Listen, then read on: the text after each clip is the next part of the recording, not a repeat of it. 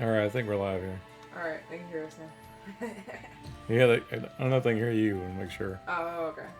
So, the dude says, Nick, when are we gonna get a drunken master quest line for the monk?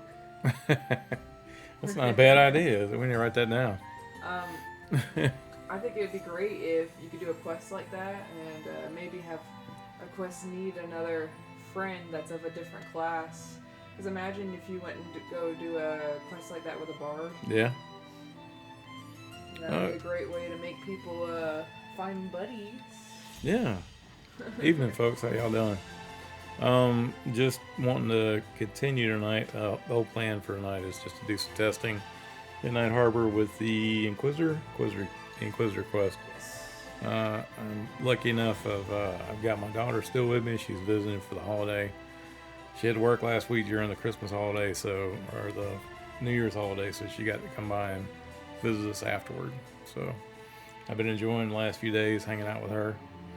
And tomorrow she's got to head back, so I figured she said let's go ahead and stream, so we'll stream tonight. Yeah, why not? Hope y'all having a great weekend. Bill Lizzie says, dang, me and Nick have matching facial hair. Oh yeah. This is actually new this year. It's the first time I've done the beard thing. I was talking to my wife. I was like, I'm over 50. I've never done a beard. Let's try this. So, and now I feel older. Maybe you can grow it out pretty long for when M&M launches, and you can braid it like the dwarves do. Yeah, I do like the dwarven braid. That looks pretty good on it. It Have does. like some bronze going on there. Thank you. I appreciate that. I've been learning how to do the beard care and having the beard oil and beard butter and how to maintain it. It's been actually easier than I thought it would be to take care of it. Yeah. And the longer it gets, the harder it would be. Yeah, I don't know if I'm gonna go like full Gandalf, right? But I figure at least if I get the necromancer look, I'm good. A hint of southern accent, sir. I have lived most of my life in the South. They sniffed us out. Yeah, no. Shut down the stream. That's right. Yeah, I'm from the South. What's funny is that Sean and I grew up relatively in the same spot, like within, I'm thinking maybe with less than 150 miles from each other. He was in the Alabama side. I'm in the Georgia side. So, but it's relatively close. At one point, I know we were within 20 miles of each other.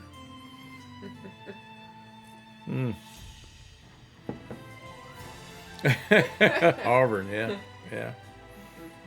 Football's going on right now, so. Yeah. I was like, a lot of people here are real tolerant of each other, but if you tell them which football team there's a lot of turns cutthroat. Football down here is not a protected category. No, I remember being a kid and grandparents. While the football game was going on, you see this. Imagine this sweet old lady, and then while the football game's going, she's like, "Kill him!" Yeah, that's right. Your granny. Literally, the words "kill him." Mm-hmm. Yeah, I'm just saying. During the football game, all bets are off. What was it, the Georgia game the other day or whatnot when Ole Miss won, and I think everybody in Georgia just was quiet. It was a day of mourning afterward. All right, let's see. I guess I need to make a bard to hang out with you. You already got your Inquisitor ready? Yeah, I do. I'm just running around Northgate right now. Good deal. I could just go ahead and play my cleric to hang out with you. I do, the dude, I think there should be a drunken quest too. Yeah. Nothing will beat Red Dead's drunken quest, though. That's a good quest. Red Dead Redemption 2. Yeah. Let's see. Deep CB says, how'd y'all come to M&M? Football is still open to some. Right, I get it. No friends in the SEC. Yeah.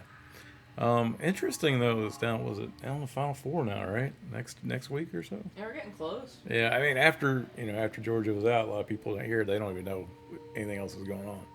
But I do think it's interesting that Alabama's out and Georgia is out. I don't think that's a bad thing. I I like to told you see. Alabama's out because they don't have as good of a coach as they used to. Yeah, they probably probably want Nick Saban back, and then all the other colleges are paying to have Nick Saban stay. You just retire. You It's just like sit there. the guy who runs Studio Ghibli. They keep calling him back from retirement. Same Yeah, let those guys retire. So nobody does what they do. Let's see.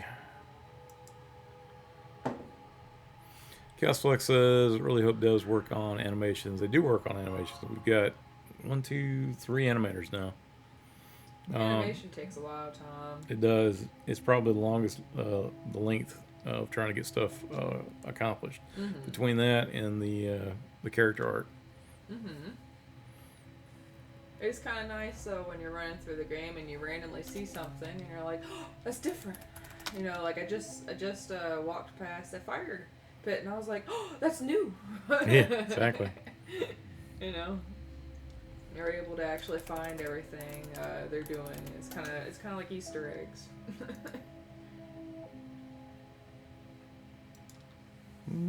Oh, thank you for the subscription. Appreciate it, Deep Sea. Yeah.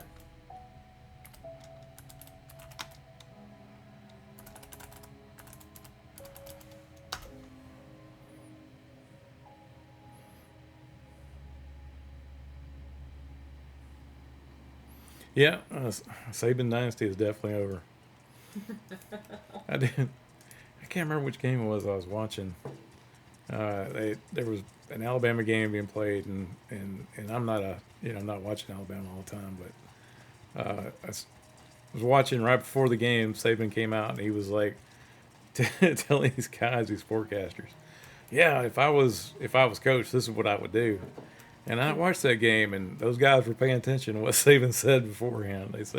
They did exactly what he said, and so I'm like, yeah, he wants to go back. What's the character name? Or you want to meet me out in front of Westgate? I can. Okay. I don't know if I gotta come back though. I don't know exactly. I haven't played an Inquisitor yet. I don't know where I'm supposed to be. I'll start walking that way though. Yeah, for this one, I'm just gonna be hanging out. We're not gonna be grouped up. I'm gonna just got my level 16 cleric. Gotcha. Level 16. Yeah, this is from the test the other day. Oh. Oh. I'm just hanging out here for a minute.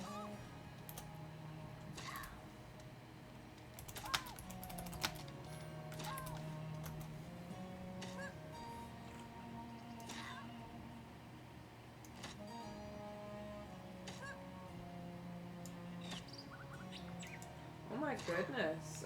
You need to come by the North Gate at some point. Some of the designs are getting really fleshed out when it comes to the walls. Yeah. Some beautiful art. I add more textures. Mm-hmm. That's what I love about getting back in the game and testing. Mostly doing implementation. A lot of times there's a lot of work in database. Get a chance to sit here and test with my daughter, she doesn't know anything about the quest, and we don't talk about it. I try to get like a blind test from her, so that I can see the pain points, and if she runs across something, so I don't understand this, I can fix that. I also think I'm a pretty mid gamer, so. You are not a mid gamer.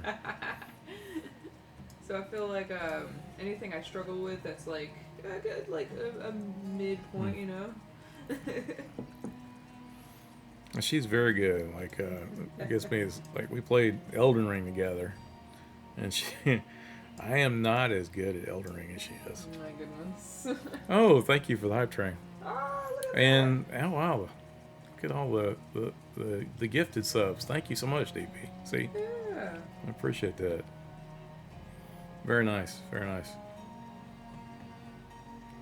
5 gift subs. Awesome. If you guys are new here, I'll let you know. I'm still working on my stream. I'm not a pro streamer. Just disclaimer. I'm just doing this so that you guys get to see a little bit of how I do development or design work on my end. I'm kind of like I've been a programmer most of my life, but here I feel like I'm the junior developer. I get to take direction from the guys who've been in the gaming industry for a while. My expertise comes from running tabletop games for almost over 40 years, or over 40 years now.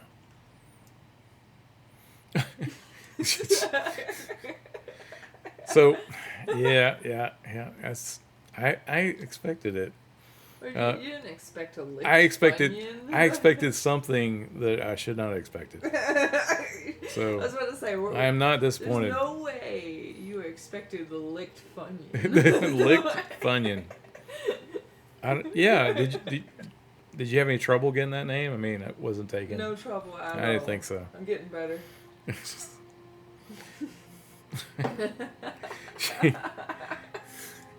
This is a thing between us. She likes to create names that just completely out of left field. Baked Beans that's a good name. That is a good name. I saw somebody in the last playtest, they named their character World. And then, I wondered at some point if they fell through the world, they fall through themselves. My first character name was Toe Jelly. That's good. That's good. Toe Jelly. That's good. Test those filters, those name filters. Yeah. And what gets me is like the randomization stuff. Like most of it's pretty tame until you like pick up a name for a goblin, and then it gets kind of crazy. I'm trying to think of a name I got for a goblin. It was on the edge. It was like Sucked Thumb or something. It was close. Yeah, you gotta be careful. So you got your Inquisitor. Have you already mended your spells or whatever? I haven't done nothing. Let me go check and see what I got. I got 4 spells. I'm with you. I hate as too. I put it on the very deep sea. I went ahead and put it on the very minimum that I have to have. They won't let you get away with nothing at this point. So. Man, that sucks. Or if they do, I haven't figured out how to turn that off completely. If I get a chance, I probably will. Also, I haven't found. Someone had mentioned to me the other day about you can't. The chat won't let you for somebody who hasn't followed. So I still got to find wherever that switch is at too. Apologize for that. I've been spending the last few days visiting with family. I took last 3 days off, so we could hang out together. Yeah.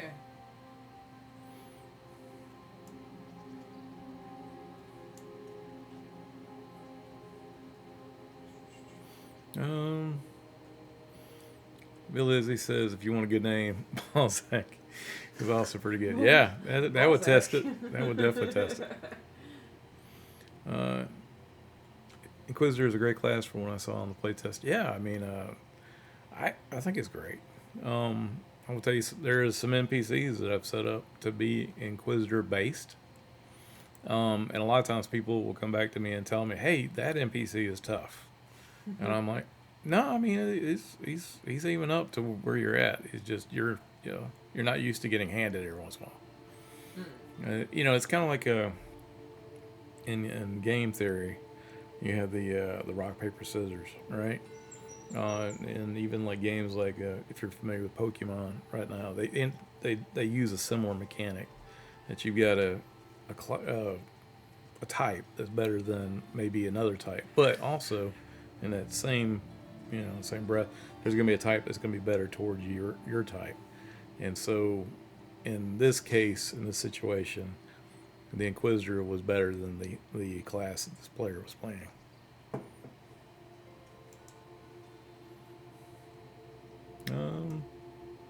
Justin Beard says, hey, Nicodemus in chat. Hey, Justin Beard. Good to see you. Glad to have you with us. Man, coffee's good. Mm-hmm. Thank you for making it. Of course. What tabletop RPGs do you usually GM? I will tell you, since I've started working on M&M, I have not had a chance to run a game. I've had maybe one special occasion game that I helped, or I actually did.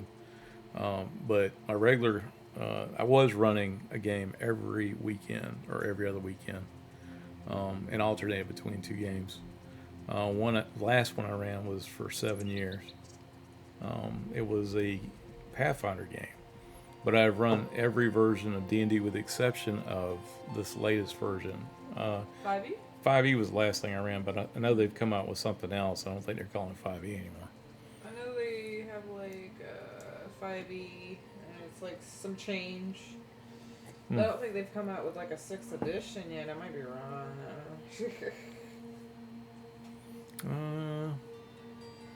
Do I have any faves? Yeah, I will tell you that my favorite edition of D&D is 3.0.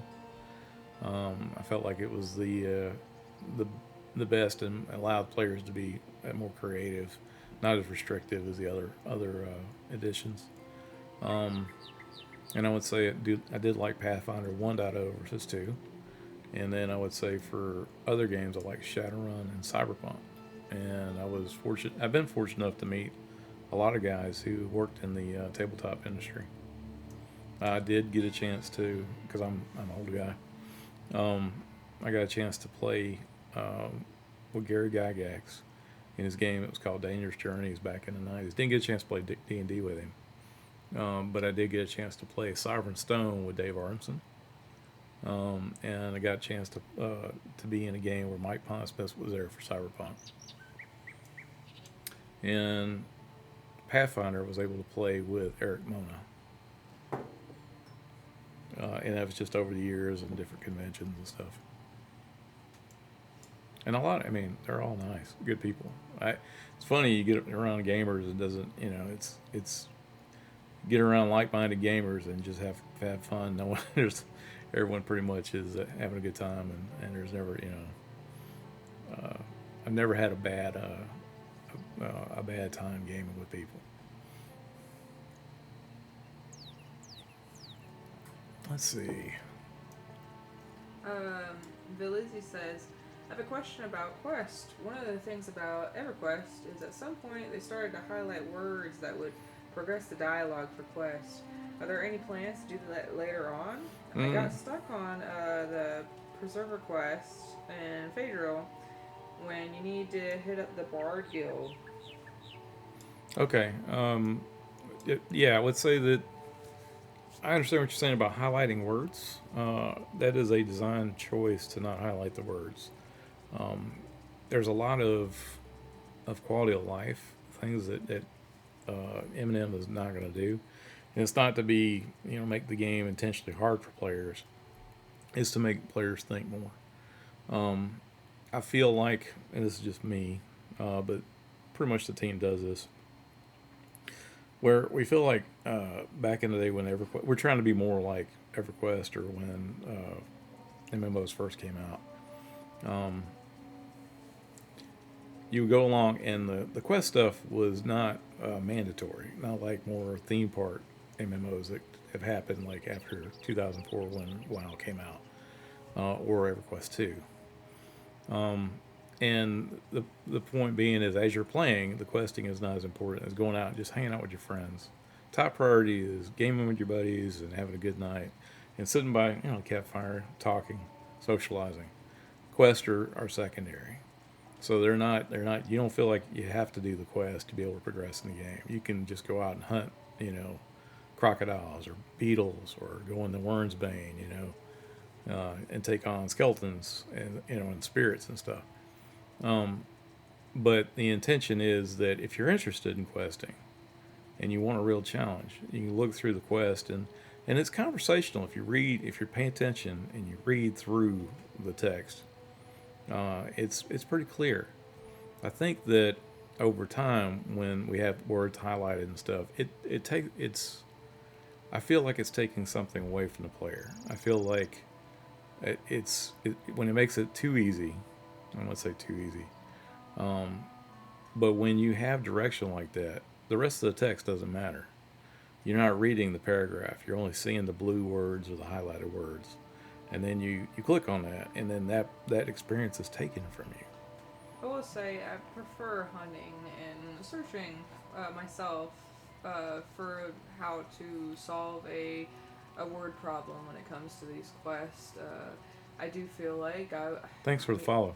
me myself, if I saw the yellow, I would just type in the yellow, just because we're human. Yeah. But I think looking for the words and reading through, it makes me remember these quests a lot more. You know. And there was a quest I had a hard time with. I stopped. I was like, I'm just gonna go do something else for a second, and then I came back to the quest. It's okay. I mean, I feel like it's okay to get frustrated. Just don't let it keep you down, kind of Of thing, course, right? yeah. Sometimes we want people to be social. We want if you're having trouble with a quest, talk to somebody. Go out to OOC and say, hey, look, I'm having some trouble. That builds interaction, and you may make a friend. You guys may hang out together and go on an adventure. Um, and that stuff with the dialogue and having the highlighted messages, it does sort of I don't want to say the word is like alienate the player, but it does get more or lean more towards solo play. Things where you guys get together and discuss stuff, or you figure something out. Someone else may not have known it, and then you share that, and then it builds excitement, right? That's that's what we're trying to do. Um, I do feel like I've talked to people about this all the time, but I think it's okay to challenge a player. I think you do a player a disservice by giving them too much. Um, Oh wow! Thanks for all the subs. oh, thank you. Hey, you need to help me out with the alerts. They're not showing up on my screen. So I'm keeping an eye out. thank you. Thank you for the gifted subs. Gloomcan. Thank you so much. I appreciate it. Nick Hotz is on, and he says, "How long you going tonight, Nick?" How long you want to go? I'm good. I got coffee. Hour or two? Yeah, she got coffee. An hour or two, I guess. Nick, are you streaming? Do you need me to swap over or raid you or whatever?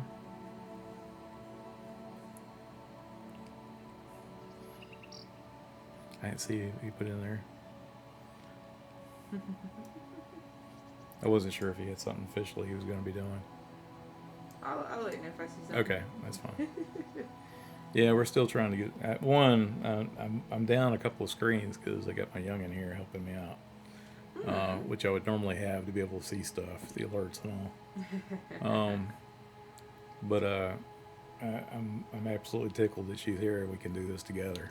Usually we're doing this online, 3 to 8 hours away from each other, which is kind of cool.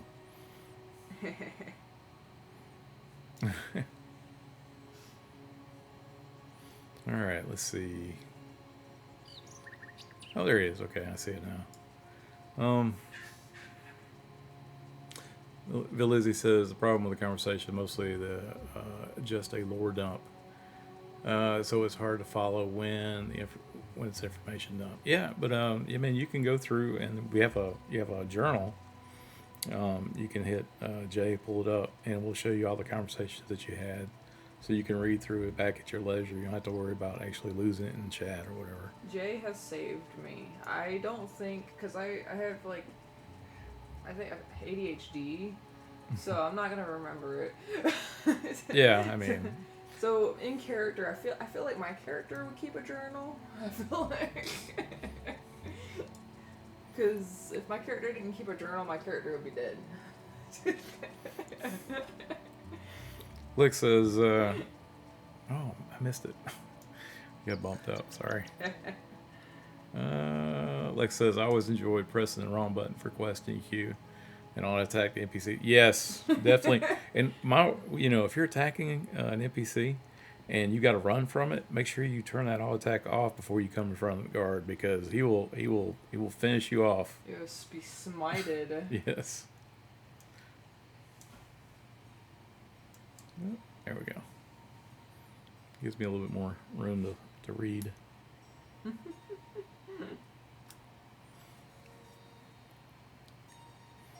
Valenta says your voice sounds so familiar to me, Nicodemus, but we've been in an MMO guild together at some point. I've been around forever. Okay. Well, I mean, I don't know if I'm got a common voice or not, but I know I have run a ton of games over the years. So I mean, there's a good chance that you were at a convention and you were playing a game if you played tabletop games, uh, especially in the South with Dragon Con in Atlanta, and you probably sat at my table. Um, let's see. But Lizzie said, "Did I know about Journal? I have to check it again. There is something fun about just spouting nuts." However, I'm a big role player, so Quest for me is about interacting with the world. If I can't be part of the world, I'll lose interest pretty quick. Well, I mean, you can be a part of this world. I will tell you that you don't necessarily have to talk to NPCs to get quests. Sometimes you can just look around. Make sure you're using your mud actions. Um, so that definitely, always, it doesn't hurt to do a look, and you'll get more information about the area around you. It may not lead, may not be like there's keywords for you to check into, but there might be keywords in there. And so you'd be like, if I find a walk in a room, there's a table and a book on it, and it tells you this book has got the symbol of Rel on the outside, and you can say take the book, right? Pick up the book, read it, may give you some more information, may actually give you a spell. Could be a bunch of things that could happen. Mud actions. Mud actions are great. Are key to the game, honestly, when it comes to questing. Mm-hmm. I can't remember what quest it is, but there's a quest where you have to go to a well. And I sat at the well and I was thinking, oh shoot, I can't find this piece of moss anywhere. And I was like, oh, I'll just think about a mud action.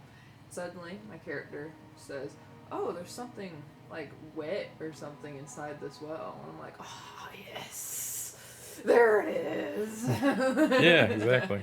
And now you get excited because you figured it out. Yeah, sometimes it's not just a mud action. Sometimes you walk by an area and you'll hear a sound.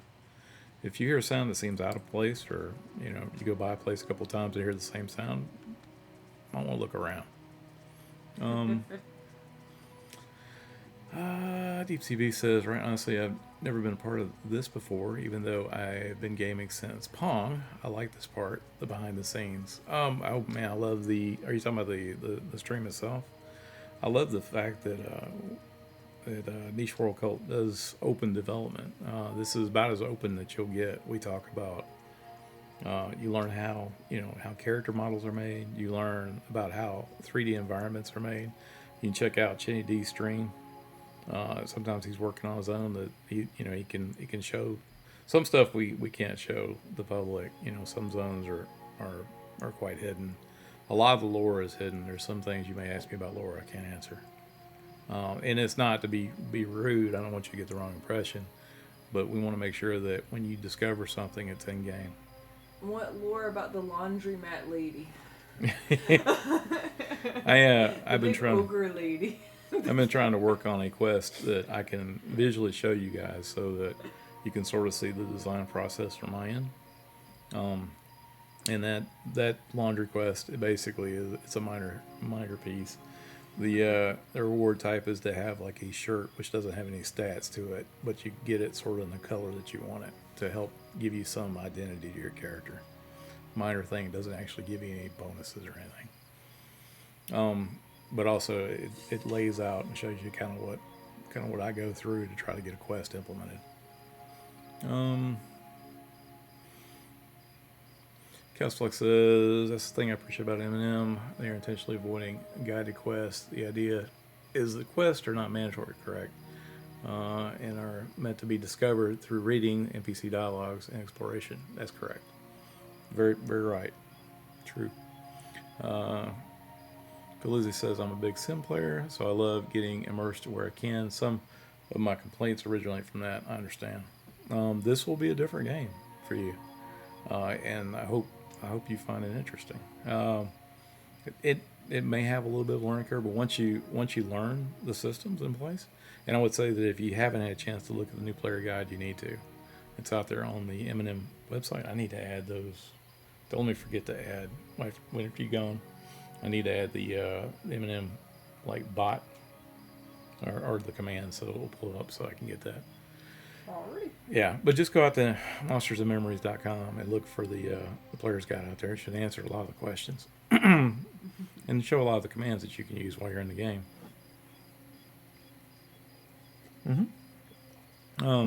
Let's see.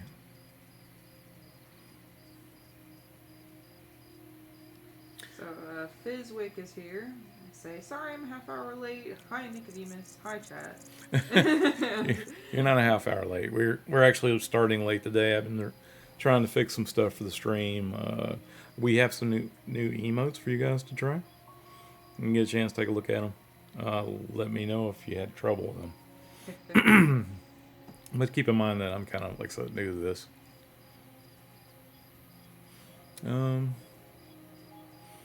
Dude in the basement says, when I was in Ancient Crypt and the look action was a lot of fun to use in it. Yes.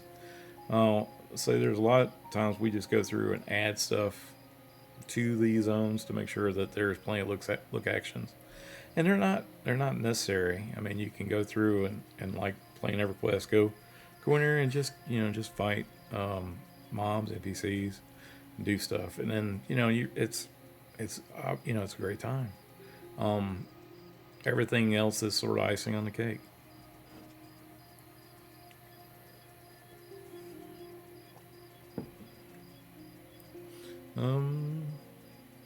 Oh, all right. So you got your Inquisitor ready to go, right? I do. Okay. So I started out as all new, freshly players start out with a piece of paper in hand. Okay.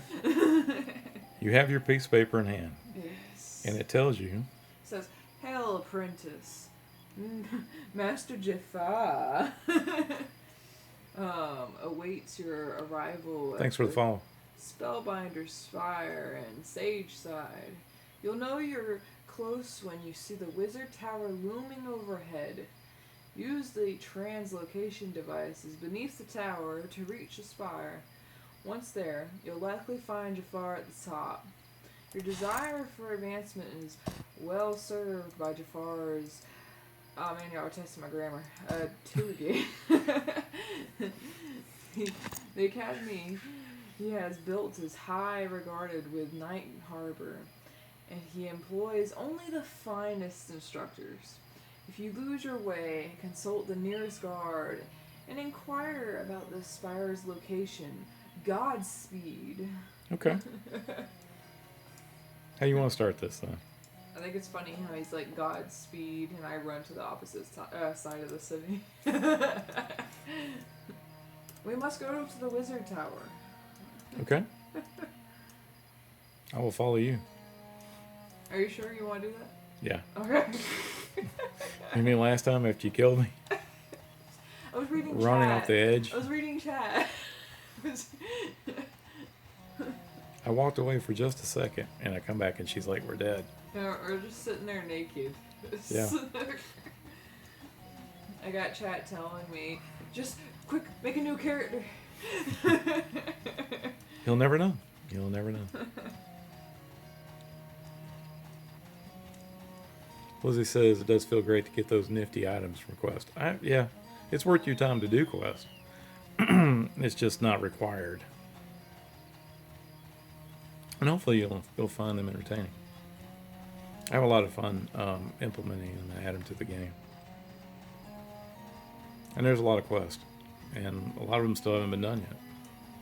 And I'm okay with that.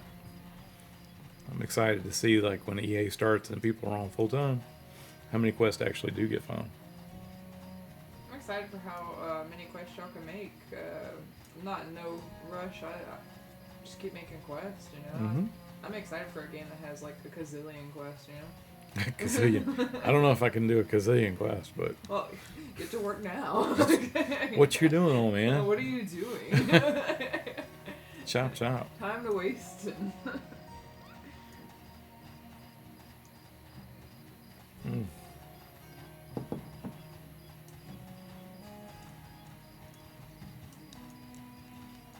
It does look like I can see that there's been some texture work done. Yes, I can actually show you what I was looking at earlier now that we're over here. Good deal.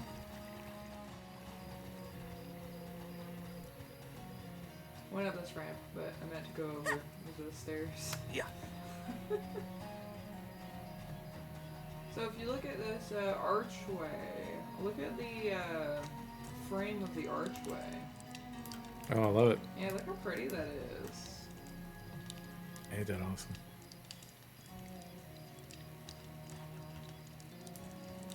Oh, I didn't see that before. They're little sailboats. Oh, you noticed? No. Yeah. He's very detail oriented. I bet those little almost arrow bits are actually seagulls. Could be. I like how the wall looks like it's got a little stucco to it, you know? Mm-hmm. And I was saying earlier, these fire pits have changed. They're different from the ones in the west side. Yeah, the FX is constantly being worked on. Mm-hmm. I think the color of the tower is something is different about that wizard tower. That's right. Wait, no. Wait, where's the big diamond thingy? What? Oh, y'all moved it way over there. It's under the arch. How do you move that? How do you go about moving that realistically in game? You mean the gemstone over there? Yeah, like it's been there the whole time. It's been. I swear it was over there. I swear.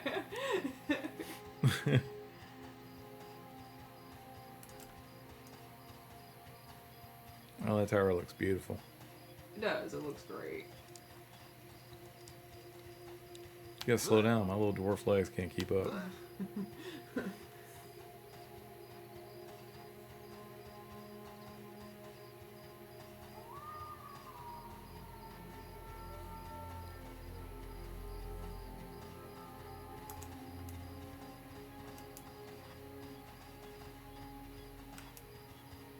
It almost looks like it has a spooky appearance. The tower does. It does, though. I like the lighting. It's very mage-like, huh? As far as like placement and map-wise, I think when you first go to the tower, the stairs leading up only adds to that ominous, and the tower feels like it's leaning over you. Hold up 1 second. I guess I want to answer some of these questions real quick. Oh yeah, go for it. Billy said, I love my shaman hat and earring. Yeah. What this says, I meant to say, I bet we have been in a guild together on an MMO in the past. Maybe DDO, 2006, 2000, possibly. I have played D&D online. DeepCB says, love it. You sure want to do this? Every good adventure starts this way. Yes, absolutely. There should be, like in the more modern games now, what gets me is like they'll give you a quest. I mean, and a lot of times they'll give you some text and you may not read it, but at the very bottom it tells you this is a reward that you get. So you look to see what is it worth me even doing. And I feel like I said, I feel like that's taking away from the player. I feel like not necessarily that because the convenience is fast and you know what you can do, and on one hand you can argue that, but the enjoyment you get from actually doing the quest, right? Aside from the reward can be anything, but going off and doing the quest and getting the information, finding out the lore in itself is good, and I feel like a lot of times people overlook that because they just want to get. It's like the race to level 60 or 100 or whatever it is. It's part of the game, Yeah, I mean, for a long time, players used to be that it was the journey, the experience. It wasn't necessarily the end of the game.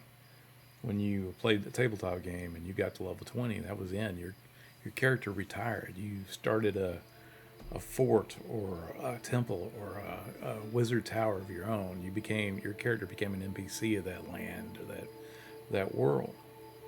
In the MMOs, right? You get to level 60 and most theme park MMOs are now are like, well, that's when the game begins. And I'm here to tell you that journey between 0 and 60, that's been taken away from you.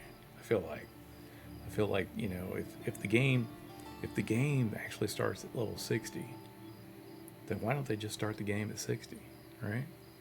So Nick is saying if you lose your account, we want you to feel the pain. Jeez. If you don't hurt when you lose your account, what is it good for? No, I'm not saying that, right? What I am saying is that the journey to level 60 should be just as enjoyable as after 60. I think so too. Right? And I feel like players will play the game, they'll have fun, they'll get up to higher levels or whatnot, they'll play alternates, and they start like at Night Harbor the first time, and then I'm just using this for example. And the next time they play, they're like, I like Night Harbor. I like what it was like being on deserts, or I like being able to go in these spots, these dungeons in this area. Let me try a character over here in the Wood Elf City, right? And then later on, when Module 1 comes out, you got other cities to start from. And, as time goes on, you get different adventures. It's like if you were playing a tabletop game. You may play character A this time to go through the, we'll say, Into the Depths, or Into the Unknown, which was B1 module. And then the next time you play through, you go, oh, well, I got a character here. We're going to play, the adventure of White Plume Mountain, which is on the other side of the world, right? That kind of thing.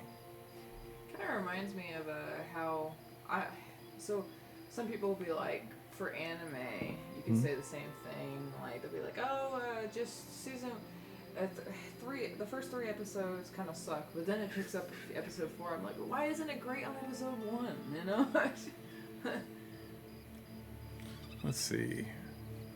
Dude in the basement says, I was a little underwhelmed by Wormsbane rewards for Quest, but got the haste cloak, so but hey, can't find a better right now, and I'm 22 bunk. Okay.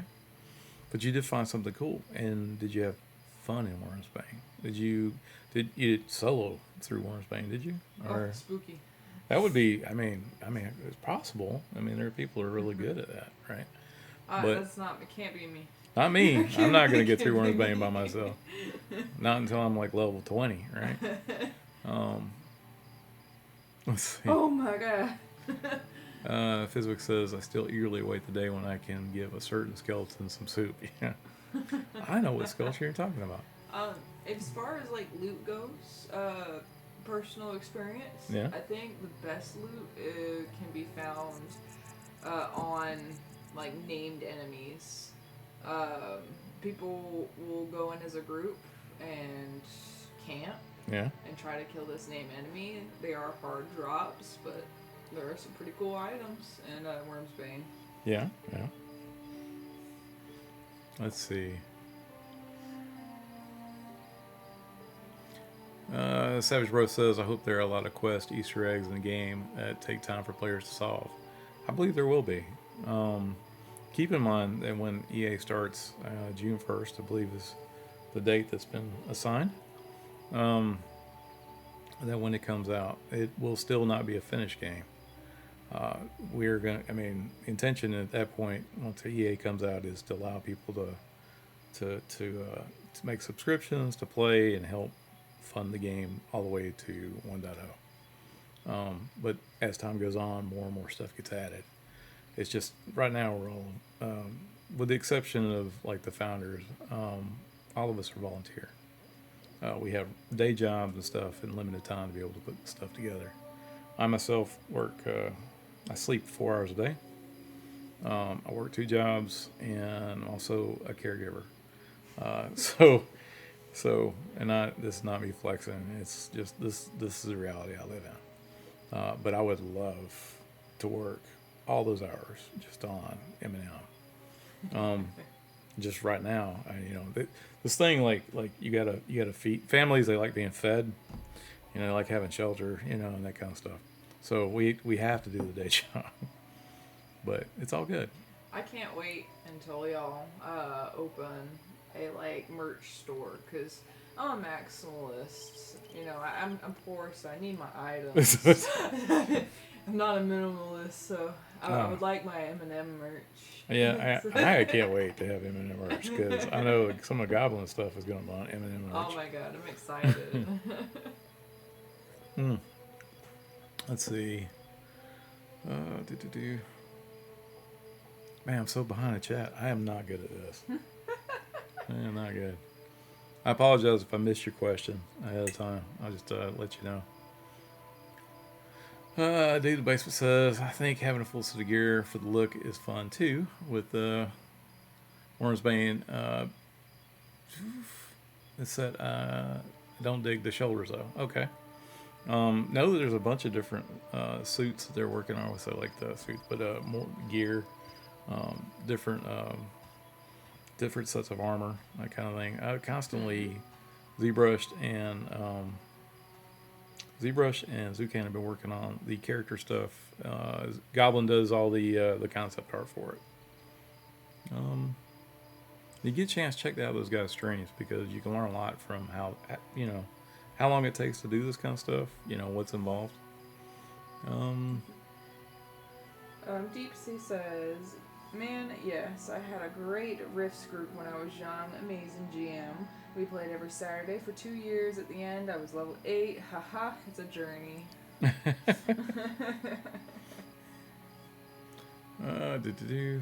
Everyone's saying they soloed Wormsbane. I don't believe you. Impossible. You lie. You go in there and you look in the corner of the room. That's my character cowering. Nick says you need to get at least a consistent 5 hours if you can. Yes, sir. I'll see what I can do. But it's been good. I've been able to work through it, and I will tell you that I do drink a lot of coffee. But I've actually cut down since I worked in the financial sector. So,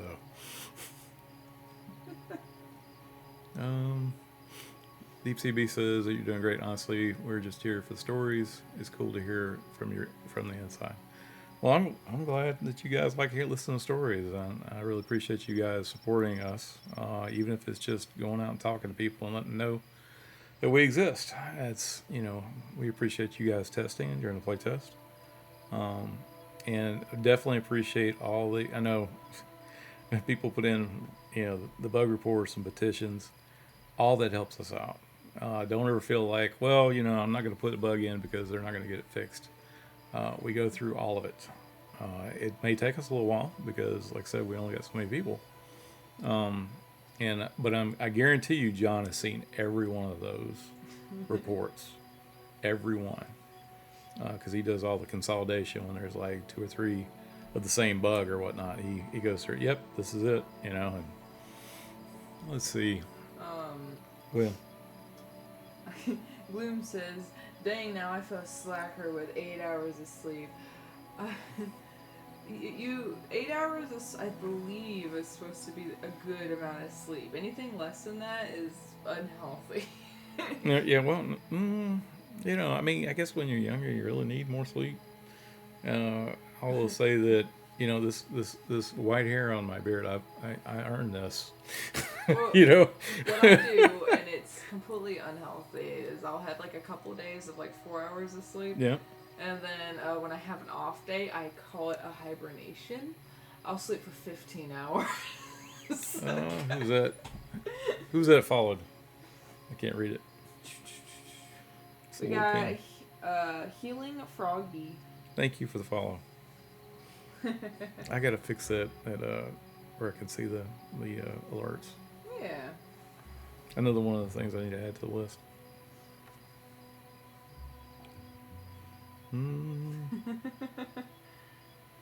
Nick Hawk says, are you lactose intolerant for Dark Force? Oh, okay. Thought he was asking you if you're a lactose Oh, intolerant. no. I am not lactose intolerant. But I will tell you that I have 2 people in my house who are, and I use oat milk for that, and it seems to work pretty well.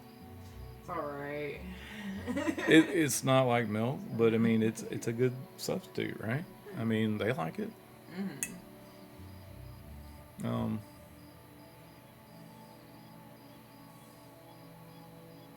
I see next says oat milk too. Yeah, exactly. I think oat milk is better than almond milk, or at least that's what they're saying. I don't usually drink the oat milk myself. Mm. Savage Bro says he functions on a 4 to 6 hour night. Also, yeah. See, after all, you get kind of used to it. We're just slaves. I mean, sometimes you just got to get it done. I don't want to get it done. I just want to sleep. Just want to sleep. Just sleep and play games, right? Yeah. Yeah. I love playing the games.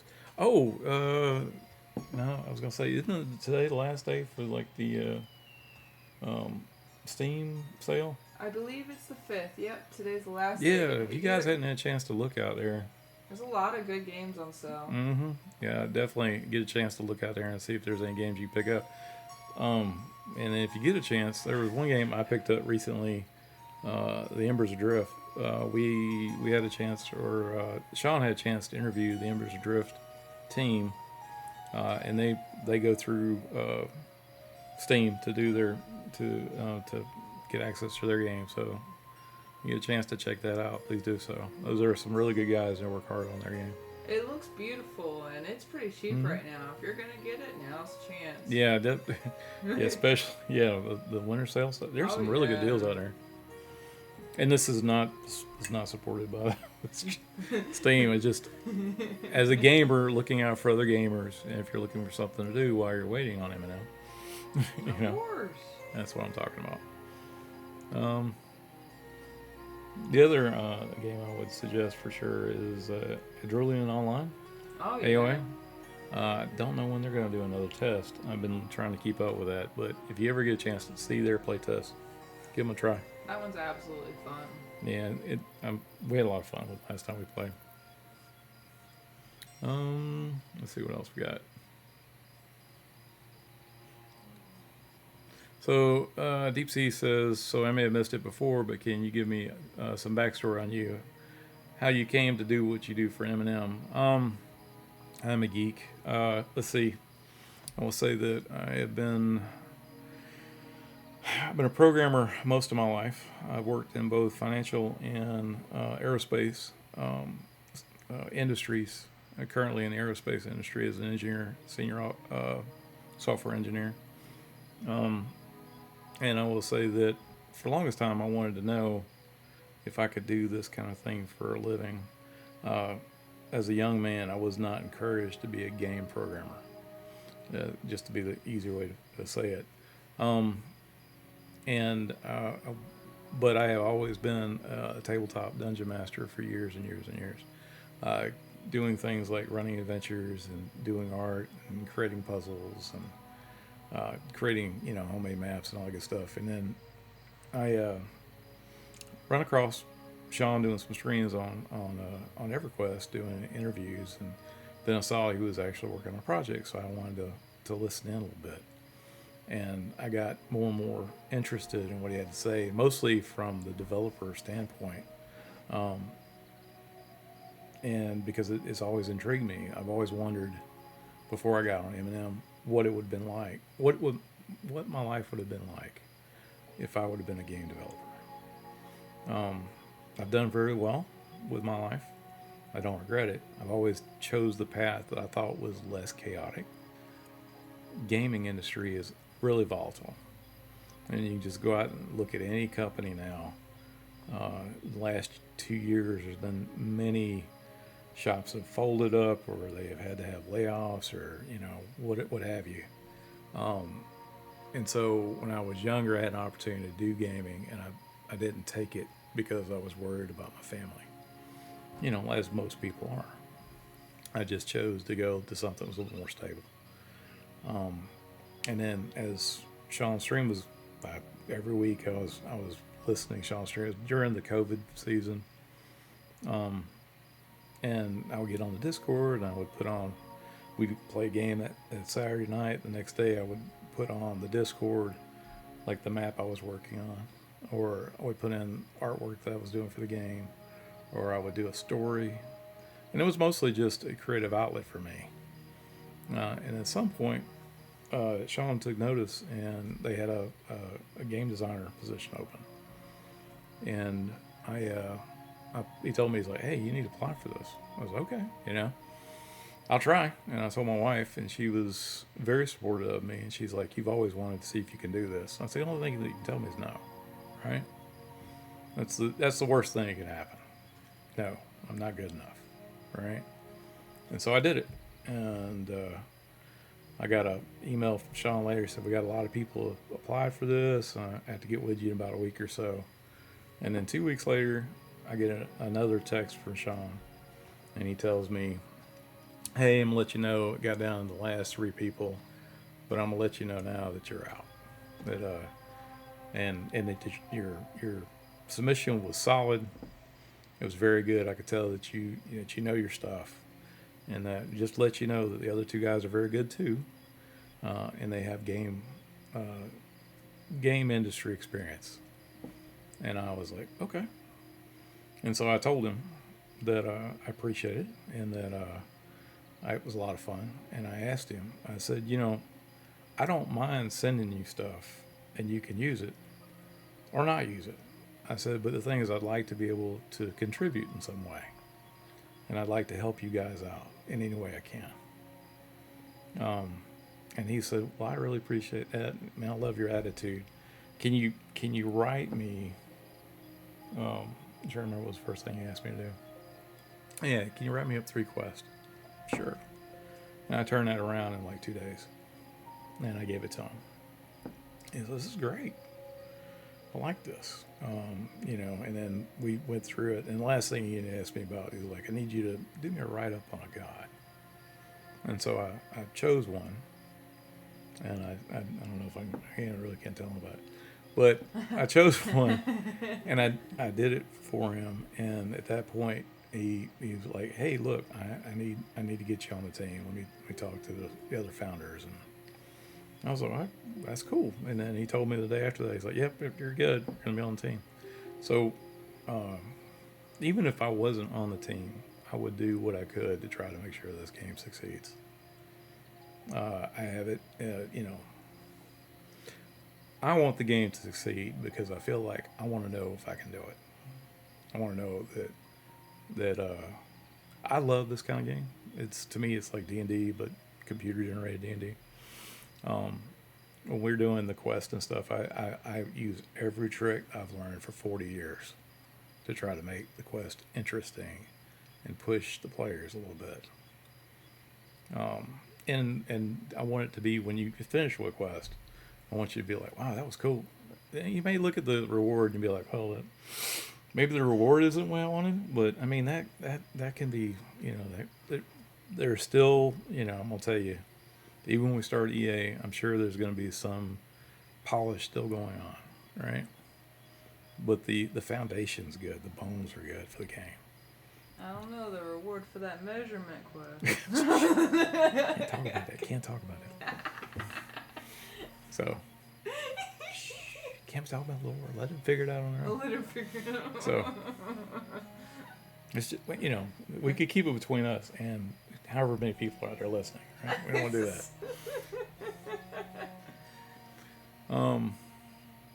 But that's how I got started on team. I know I've been talking too much, but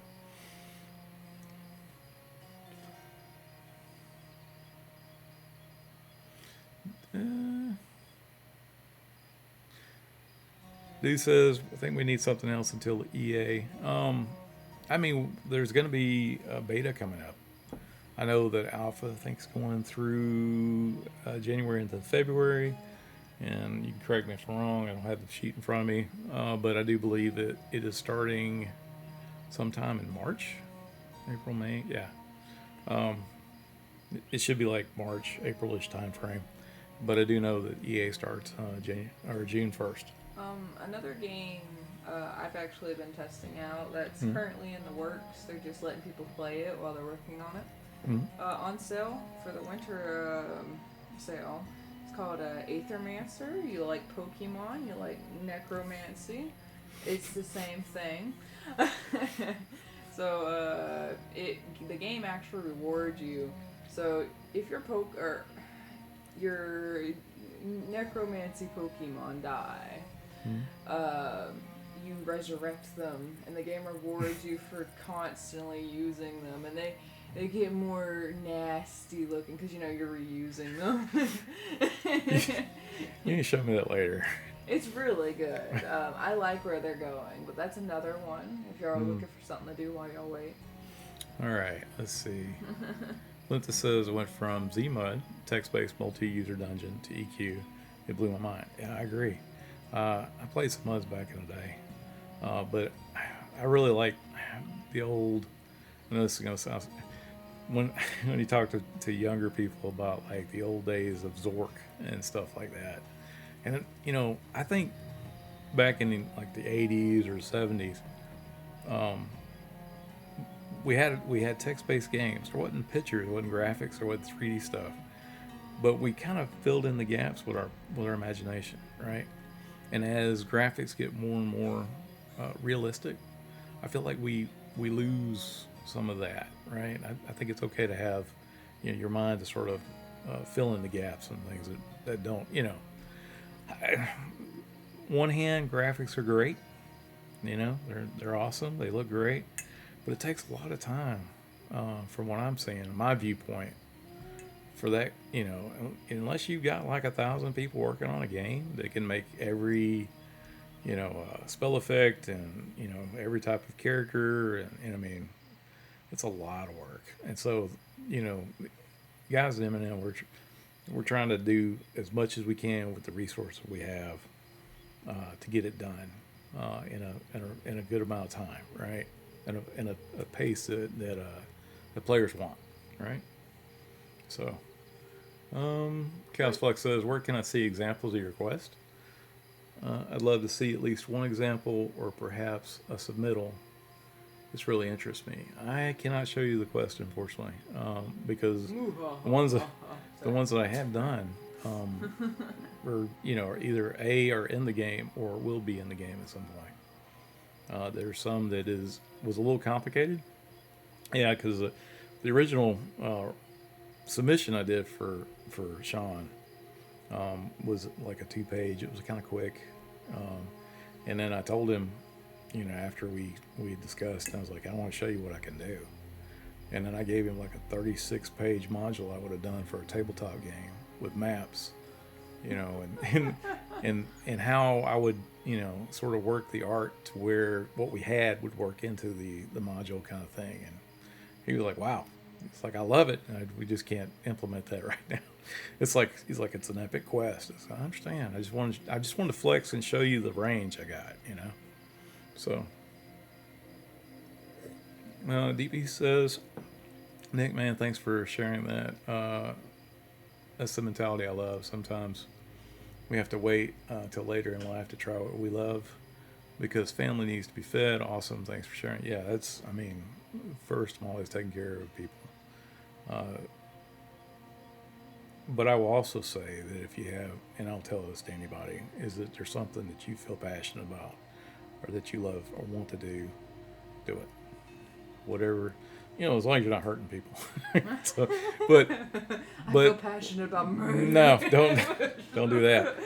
But what I am saying is, like, if you're like, I want to travel the world, or I want to learn how to do woodworking, or whatever, do it. I mean, don't let anything stop you. I as far as this goes, I found a way to make where I can make games, and I'm very fortunate. I've got a family, because not everybody has a family that's supportive, right? Or they have stuff going on that's outside their control. But in my case, everything just sort of lined up just right. And I'm glad I can help out for however long that is. I mean, it would be kind of nice to be 80, 90 years old and still doing this kind of stuff, but it all depends on how good we do. I think this is going to be the best foot we're going to get off on, kind of thing. Mm-hmm. So, with the wind at our backs and stuff, I'm really curious to see how far it goes. EverQuest is still going. That's right. And that's been like 20, 26, 27 years, right? Yeah. So And I say that I'm looking at my daughter who was born right as EverQuest came out. When she was a baby, I had her bassinet right next to me because I couldn't go anywhere. So I would be like, all right, I'm gonna be here, and it would be a long night, so I'd just be playing EverQuest and really low, with no volume, so it wouldn't wake the baby. Are you, You know? as I grew up, I don't know if it was EverQuest or WoW on that one, but there was a time where you were trying to fight a dragon. Yeah, yeah. You want me to tell them that story? Yeah. So, all right, this story, it was cute. So I used to be in something called the SCA, Society for Creative Anachronism, and I have a sword I would dress up. We would do tournaments, sword fighting, toys for tots, and stuff. So I had this armor, full set of armor. It was made like Roman Lorica, and I had a sword that I kept in my room. And I was playing my youngin'. She was like, I think at the time she was 3. Bellis had come out, and at the time we were raiding Vox. And I was playing at the computer, and she would come by, and she'd want to watch to see the raid go on. And she's like, "Daddy, what you doing?" I'm saying, "We're killing this dragon." And I was playing a druid, and she would look at, she was like, "Wow, right?" And then the dragon would breathe, and everybody would die. Everybody would just fall down. And she, to just hold my head and be like, "All right, I guess you gotta get over this wipe." And she goes, "Daddy, you didn't kill us." No, he's not a fighter. I don't have a sword. I don't have my sword, right? And I'm sitting there and I'm still playing the game, and we're getting ready to try on Vox a second time. And I'm sitting there as I'm doing this, and I hear this thump, thump, thump, thump, thump coming down the hallway. And I look over, and here's my 3-year-old daughter who is dragging my sword down the hallway to me so I'd have a sword to slay this dragon in a video game. And I was like, "Sweetheart, thank you." And I grabbed the sword and I gave her a hug. But I just sit there. I was telling my girlfriend, they're like, "Do it? Oh, that's so cute," And I just like, I had it. Now at that point, I was like, we gotta kill this dragon now. You don't understand. I've got the sword. We've got to kill it. So, yeah. I did my part. Yeah. She did her part. Yeah, it was cute. It was really cute. It was heartwarming. Let's see. I catch up a little bit. Quados, hey man, how's it going? I'm sorry I didn't catch you when you first walked in. Fizwick says Roberta is a legend. Loved her. Yes, absolutely. Roberta's games are great. King's Quest, played that one. And there was I don't think it was done by her, but it was Quest for Lore. It's really good. I enjoyed that one back in the day. A dude in the basement says it would be cool to see a bit more faction bonus to good and evil. A good quest would give more XP, and doing things like killing good moms would give no XP bonus but give evil faction. I agree. As time goes on, we'll start adding more and more stuff for the factions. We've been trying to do that now, but it's still kind of rudimentary, I guess. It's not polished. Like how we all spawn and we get these quests to kill these beautiful creatures called the Shira, and you see these factions start to go lower with them, and you feel terrible. Some people don't feel terrible. Some people terrible. You feel terrible. Let's see. Lex says King's Quest and Space Quest series were great. It has the same experience. Yeah, absolutely. I remember the Police Quest. That was good too. Linda says everyone I talk to is hyped for Eminem. That's awesome. I love to hear that. I'm hoping that this. I wouldn't say a lot of people go like, "This is going to be my forever home." I would say is I just want this to be a place that you can go to, and hang out with your friends and family, and sometimes put like real life on the shelf for a little while. Zone into the game, rest up, relax, have a few laughs with your friends, get some loot, kill some bad guys. And then, later on, you have to go back to taking care of your family, do what you got to do, right? So,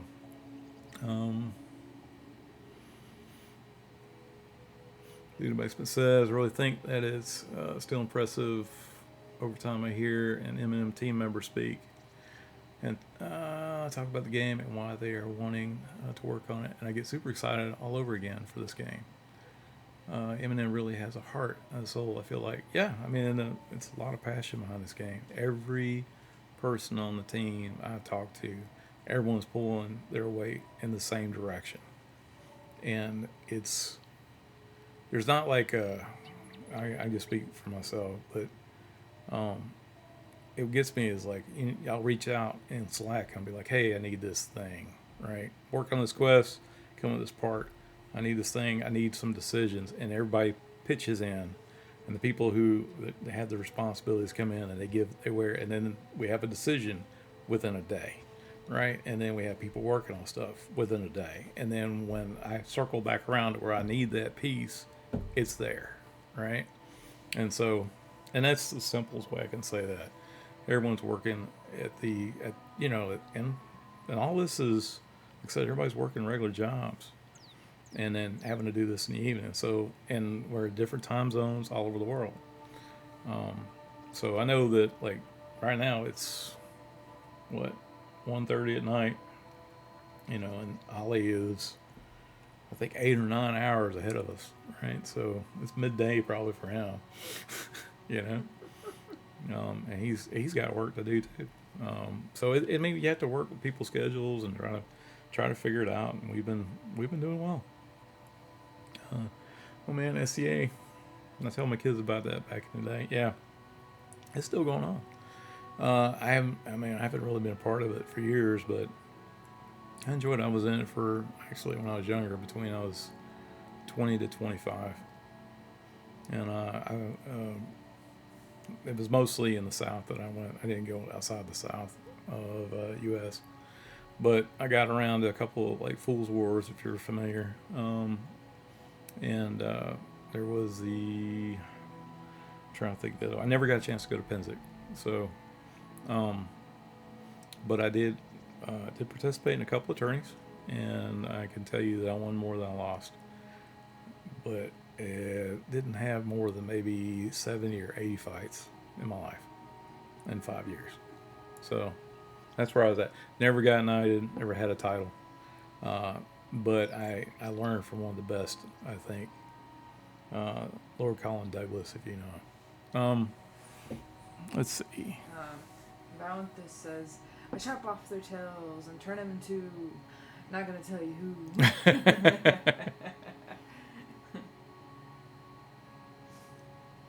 All right, so I think we're caught up on the chat.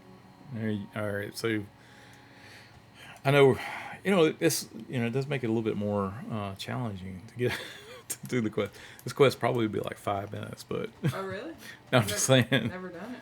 I'm just saying it will probably be 5 minutes, but the chat makes it last longer. Yeah. And that's good. I like it. I like the questions. Do these, last time I've been here, these guards look a bit more buff. Well, let's see. I'm digging the outfits. Oh, me too. They look like they would kill me more. And you work for these guys, and you want to talk about they're killing you? Everybody wants to kill me. Let me reread. See all these bags over here? Let's do a little look action, all right? Yeah. Just curious. You're in Night Harbor. No look action over here. But it's always good if you see something. You're like in a room, and you don't have to do look everywhere, right? You don't have to do the mud actions everywhere. But if you see something that looks interesting, right? Like there's a book on the table, maybe there's something about that book, right? Yeah. Maybe there's something in these barrels over here. All right, let's do a look over here. Probably not, but if it does, then that's how you use the mud actions. Yeah. Says we have to go to the very, very top. Oh, it does? Yes. We're looking for a guy named Jafar. Jafar. But he has a wicked beard and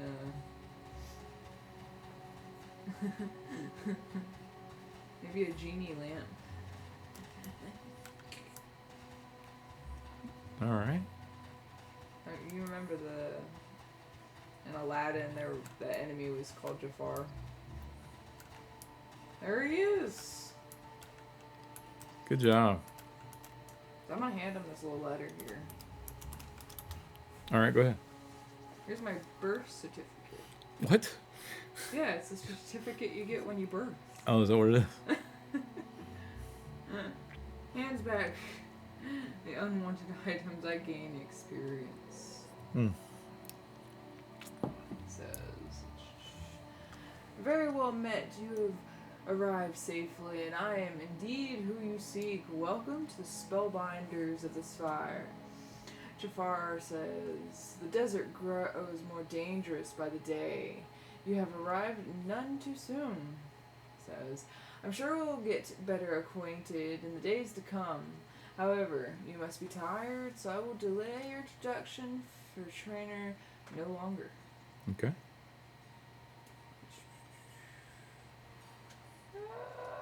There we go. As an aspiring inquisitor, you'll be under the telegate of the Petra Guile. Deliver your note to her, and she will get you started. So we're looking for Petra. Let me ask, because I don't know where she is. Like, where? Did you say where? Where? Where is Petra? Let me make sure I spell that right. I'm gonna pull up my journal. Yep, I can spell Petra right. That's good. Good deal. Oh, and make sure you target your person. Yes, very important that you have to target the person. Who's that follow? That is Old God Whispers. Thank you so much for the follow. And some more people too. We got Luke Hammer. Okay. Thank you, Luke. Thanks, guys.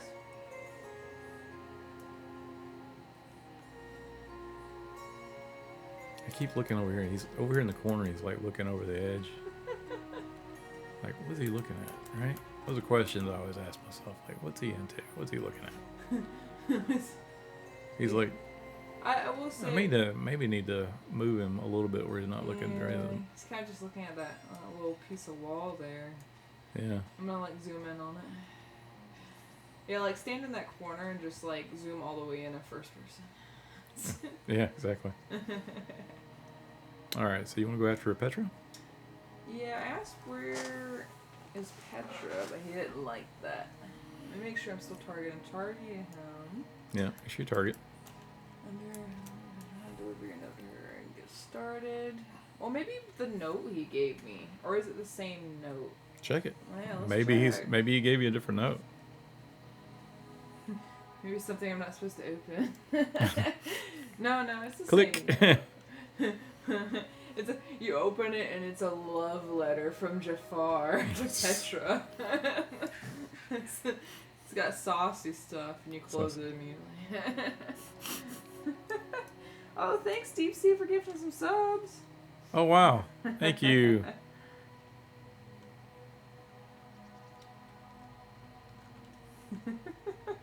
That's awesome.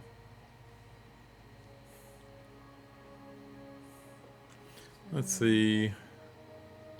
Admiring the stonework of the pillar. Yes, it's quite good stonework. See, not only do we appreciate the textures that Goblin's working on, the NPCs love it too. Tiki Torch says, I was just introduced to Eminem during the last playtest. Played AD&D all through grade school. Finally, 35 years later, the digital version arrives. Looking forward to the future of Eminem and can't wait to play it again. Keep up the amazing work. Thank you so much. We'll keep working. You guys just keep playing.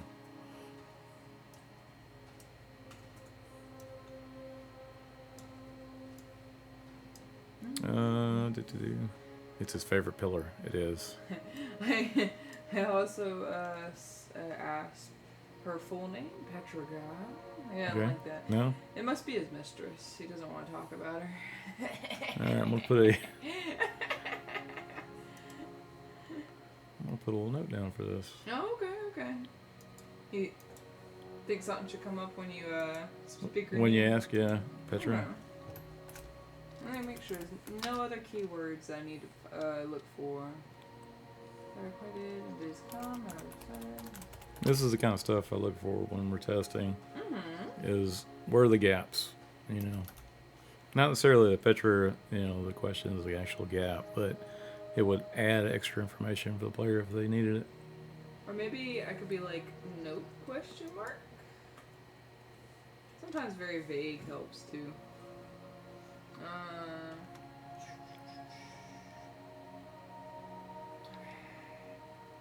I will say, if you want to put it in your notes, Jafar, I do have him tagged and I'm talking to him, but he doesn't like to look at me. He really likes his pillar. Okay.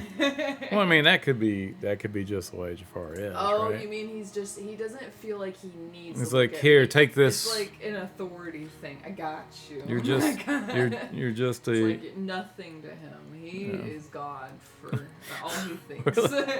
He could be. That might be why he's not talking to me no more. He could be he's strong. Like, you're pathetic. Just get out of my sight. Is that what you got? I should have read that more with more authority. More disdain for other people. Like, in Baldur's Gate 3 when I should have felt more authority. Authority. Yeah, it's a great game. Let's see. So let's go look for Petra. Yeah, let's see. I'm sure they'll be in the same building if I had to assume. Yeah. Tellendorfer says their outfits remind me of Rudites. Yeah. Well, with the robes and all, it looks good. Deep CB says listening feels like I'm back home. That's awesome. Tiki says I can't remember reading Gary Gygax's monster manuals and stuff. I can't wait till the weekend to do some dungeons. Yeah. Man, I was younger. I had all this time to game and run games. And then the older you get, you got responsibilities and adulting and schedules and trying to get 4 to 6 people to sit around a table to play. I mean, that's a small miracle in itself. And my youngin, she's a dungeon master too now. So like, she's getting the whole people can't get together. Got stuff to do, man. Yeah. I mean, but I do like the fact that like when we play M&M, it's like okay, we're gonna game for like. You can, get online. Doesn't matter where you're at for about, 2 or 3 hours, 4 hours, and then you have some fun, and then y'all can, you don't have to leave your house, and sort of get that gaming itch done. Fizwick says, I'm still happy with the story being told by the environment. I have traced that aqueduct from one end to the other, and it all makes sense. Oh, awesome. Yes. I wonder if people know about the aqueduct. I don't know personally. Oh, Do you know? I don't know. I'm not talking. You're not talking? I'm not talking. No beans? You need an emote called no beans.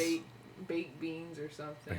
With maybe I try not to spill the beans here. Or maybe like the can having M&M on it. Can of beans, yeah. DCB says same. I don't feel rushed. The world is the game. I have felt so rushed in modern MMOs. Like I just click through as fast as possible to make max level. Finally, I feel like it's a game where the journey is enjoyable. Yes. So that's our point. Is that I mean modern games. I mean they like I said you really. I hate to say it, but I feel like you don't have choices. Like when you first start the game, they're already, hey, you need to go here. We put a quest, note, in your pocket, right? And you can look at it and go buy it, or you can just go play, right? You can just, you grab the weapon you got, or learn the spell and go out and kill some stuff. I'm really excited for what y'all are doing because I feel like a lot of MMOs now, like you said, just there's like nothing to remember. Yeah. They're too easy, if anything. You- That's why I stopped playing Elder Scrolls personally, because it just got too easy for me. yeah, you go through and like you have the exclamation points or the the wherever the trigger wherever they tell you to go to.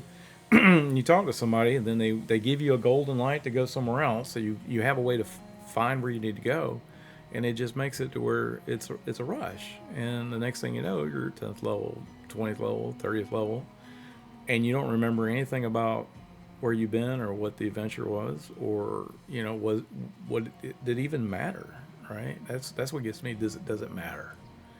And when people say, well, you need to have these conveniences in, and I think when you put all those quality of life elements in, you're really taking away from that exploration. You're taking away from the ability of the player to just learn the world.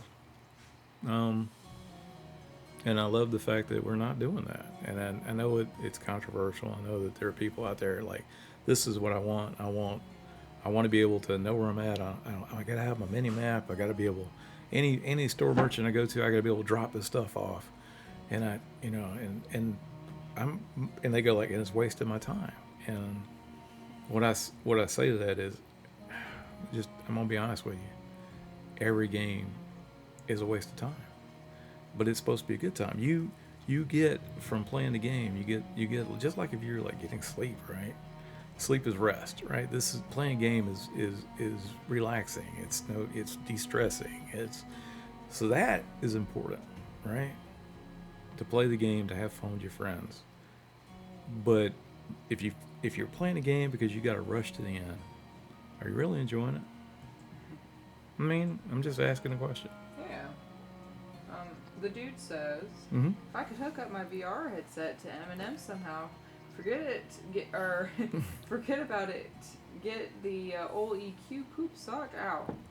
I will say, since you can zoom in and be first person, even if Eminem doesn't do VR, I'm sure it's going to be easy to make it VR since it's you can zoom up and be first person. Yeah, I'm gonna tell you the VR thing nowadays is kind of interesting. I don't know if I don't know if that will eventually be in for Eminem, right? But I will say that when you play a game third person like this versus first person, it's a I'm gonna go in the first person view here. Like It changes the whole way the game looks, right? Everything Yeah. becomes smaller, or you become smaller in a bigger world. Well, you're a dwarf. Well, yeah, fair enough. But at the same time, I mean, it does change the way the game plays. For sure. Some games I like playing third person. Some people would play bringing back Red Dead Redemption again. Most people, I feel like most people play first person, but I like third person Red Dead. I haven't played the first person Red Dead at all.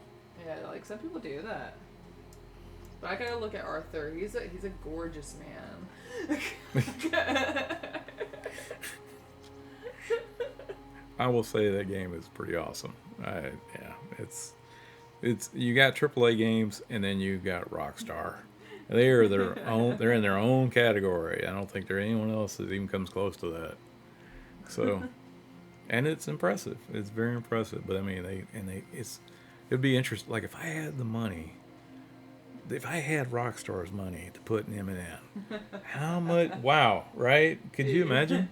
It would be like if I could just hit the lottery one the time. size of the actual universe, like the world. Yeah, that would be unbelievably awesome. GNOP says, Yeah. does Eminem plan to make your own adventure system similar to EQ2 and Neverwinter? As far as I know, not now, but I mean that's a great idea. I'll write that down. I'll ask Nick about it. Write that down. Yeah, that's a great idea.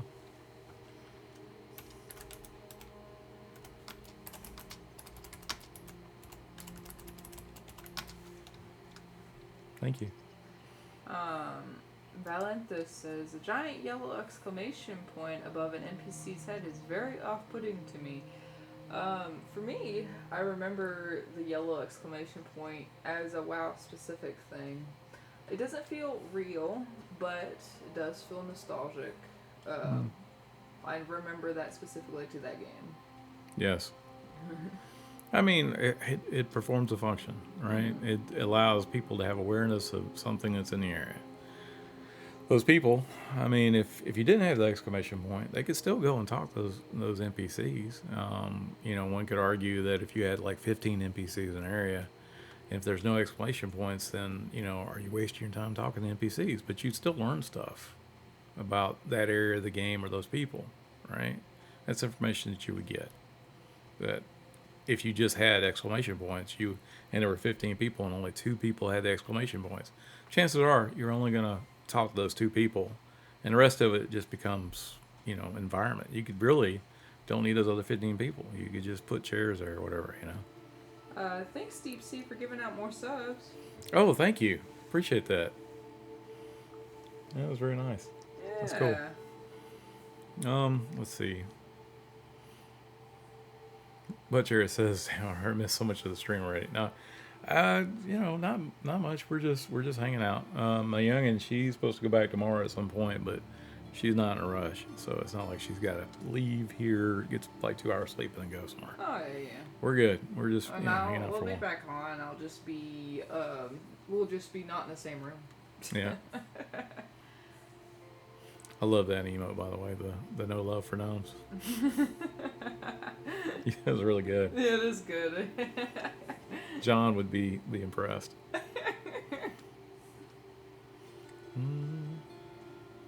All right, so we got to find Petra. Yes, let's start storming the castle. What? So You could try. It'll probably be a real short storm. really short storm. Yeah. Spellbinder guard, not Petra. Yeah.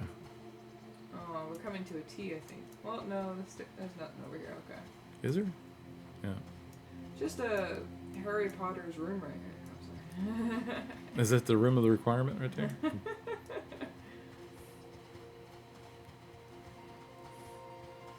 Spellbinder guard. Let's go further. Yeah. Okay.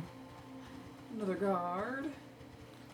This place is well guarded. Yes. In here. There's a spell merchant. That's important, but I'm kind of broke. Okay. Well, I mean, you don't know. This could be Petra over here. Petra, the spell merchant? Yeah. I'll hail him. So. Petra sounds like a woman name. It could be. Could be. I'm gonna ask. Are you Petra? Which is a fair question. They're ignoring me. No, I guess not. I think I made them mad. Go ahead. No, this is Patrick. Sorry. There's a. Lisa loves your voiceover for the NPCs. Oh yeah. There's another Spellblade merchant. Okay. Or not another. It's the Spellblade. The Spellblade merchant. Maybe are we in the right spot? I feel like she would be with my stuff, so this isn't where we need to be. I mean, unless she does two different classes. Back up and look it up. Cordelius.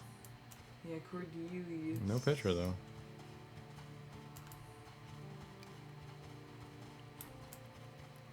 Oh, I'll just walk outside for a second. I'll see if there's anything I can. Okay. There's that guard. There's a couple people. Look at that. What did you find? Petra. She is outside. What are you doing in the out? It looks like they're training out here. Sort of. Oh, there's an archery. I'll hand in my quest. She whipped at me. Petra Guile. So, folds the note and slides it under her belt, revealing an elegant sword on her hip. Ooh. Welcome to Night Harbor, recruit. You have just arrived, but we've got lots of work to do. Let's start by training you on how to traverse this dusty sprawl of a city while also getting some work out of you. Mm. She hands you an ornately carved glowing orb. Tell me, are you familiar with Terlin Seer stones? No. We're gonna say no. And she says, these stones are magical, are magically imbued. They enable us to see through minor illusions and making spells, which leads me to your task. There are 3 travelers from Eastern who have been gathering in the shaded blue inn. We know where that's at. Yeah. You've recognized them by their black garb and thin silver chains they wear around their waists. Identify them and follow them. Okay. Oh, we being spies now. Alright. I'm gonna say, I'm just gonna ask, what after? Or what do we do after? Okay. Oh, got a targeter. Yeah, make sure you're targeted. Thanks for the follow. Who was that? That is, Verti. Birdie, thank you.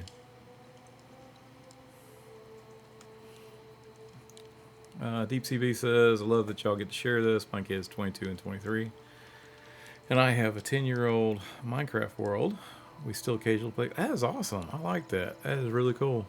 Would be cool to play Eminem together. I'm going to tell you right now, I'm a firm believer that a family that plays together stays together. I think that even if it's as simple as playing Monopoly, or even chess, You or think Monopoly is simple? You think chess is simple? well, I mean, it is. It can be, but the point is, quality time with the family is important, and a game is a great way to do that. Right, whatever it is, whether it's Uno, okay, or if you're playing penny poker with your kids or whatever, right? Good stuff. Says family time and then puts Monopoly in it. Like Monopoly isn't a family ruiner. Yeah. It's hard to get to the end of Monopoly game in it. It's like 4 hours, I think. Yeah. Tiki Torch says, yeah, the big game developers rush too many of the RPGs. In the last 20 years, feels empty playing those games. Eminem feels like we're more returning home. That's good to hear. Thank you for those words. Yeah, I mean, I see a lot of the big AAA MMOs. They get these big budgets. And I don't blame them because they've got to have these huge returns. It's a huge risk. I'm just glad that we're not in that same situation. I love the fact that our founders want to share the information they have, how much it costs to do what we're doing. I love the fact that the transparency there, the what they call, Boss Man calls, no bullshit development. It's refreshing to me, right? Even before I was on the team, it was refreshing to me. It's part of the reason why I joined up was because I feel strongly about this. Most of the team does too. Deep Sea says, isn't it wild that you can play a game with thousands of people and feel like it's solo? I think fast travel, instancing, and a lot of these seemingly quality of life changes ended up shrinking the world and making it feel more lonely. Yeah. Yeah. The quality of life stuff you do get. Yeah. If you don't have to do things, if you're not pushed or edged in a direction to go, hey, yeah, well, you need this thing. Well, or you need a crafted item, but you don't have the trade skill to craft. Well, you need to talk to so and so. Well, why do I need to talk? Why can't I just do it myself? And the point is to get outside your comfort zone, get outside your bubble, and work with other people to get things to happen. I think there's a lot of positive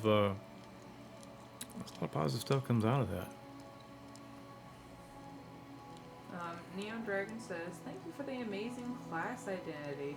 Always love to see classes with unique abilities and traits rather than just DPS or a tank with different graphics. Yeah, I'll tell you. Well, I don't, myself, you may have the wrong Nick. I don't do the abilities and spells myself, but Nick Hotz does that. He's the point man for that, and he's done a great job trying to make sure everything's got the balance to it. But when they had originally had concepted that they were going to have all these classes, it was not to have just the trinity of DPS and healing and mitigation or the crowd control stuff. It was to try to make every class feel like it's its own. And the fact that you can have things that would cover others without feeling too generic and feel but you don't feel as restrictive as having, well, if we go in this dungeon, we have to have a cleric. Only the cleric will do. You want to make sure that you have options and that there are viable options, and maybe 3 classes heal, but they all heal differently, and you can get some benefit for taking one of each one of those with you, right? Fizwick says, Monopoly is not a family ruiner. Diplomacy. Diplomacy. Yeah, diplomacy is a tough game. Yeah, I agree. And marriages. I'll say risk. My father, our granddad, when I was a kid, used to play Risk with me, and then I got good at it, and then he quit on me. He didn't want to play me anymore, and I was just like, "Wait, you can't run from this. Come back here and take this whooping," you know. But no, he's just like, no. It was fun when you were a kid. I can do. Deep Sea says, our family games are Minecraft, Catan, and Borderlands. Oh man, those like are good games. Those. Mm-hmm. Borderlands 2 specifically, best one so far. I haven't played 4.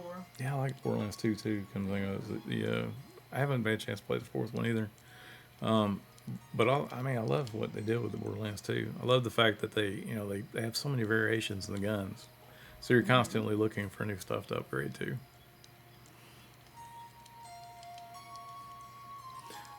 Butcher says sometimes the modern MMOs really take the massive multiplayer part out of the games. Yeah, I guess at some point you gotta drive, profitability when you get to be such a huge company, right? And so a lot of things that they do, like, oh, buy this bundle and you'll get, you'll for just a few extra dollars you'll get 15 potions or whatever. Yeah. It makes good business sense, but I don't think it's the right thing. Yeah, I don't like the microtransactions. Example, I hate microtransactions. With the whole taking away from the multiplayer aspect. When I was playing, and this was a while back when I was playing Elder Scrolls Online again. You can actually buy a werewolf bite or a vampire bite, but before you could buy it, you had to find someone, which can be hard. That's the multiplayer aspect. Or it's very, very rare, but you could get bit by a random enemy, but that was rare, Yeah, I don't know. I just feel like when you start doing the microtransaction thing, it changes the game. Yeah. It changes the meta.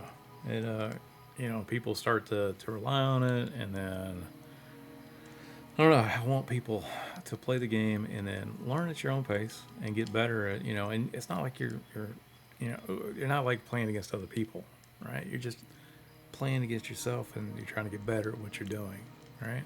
Mm-hmm. And, people play, the same classes 2 different ways. There's ways that, the class is supposed to, it's designed to be played this way.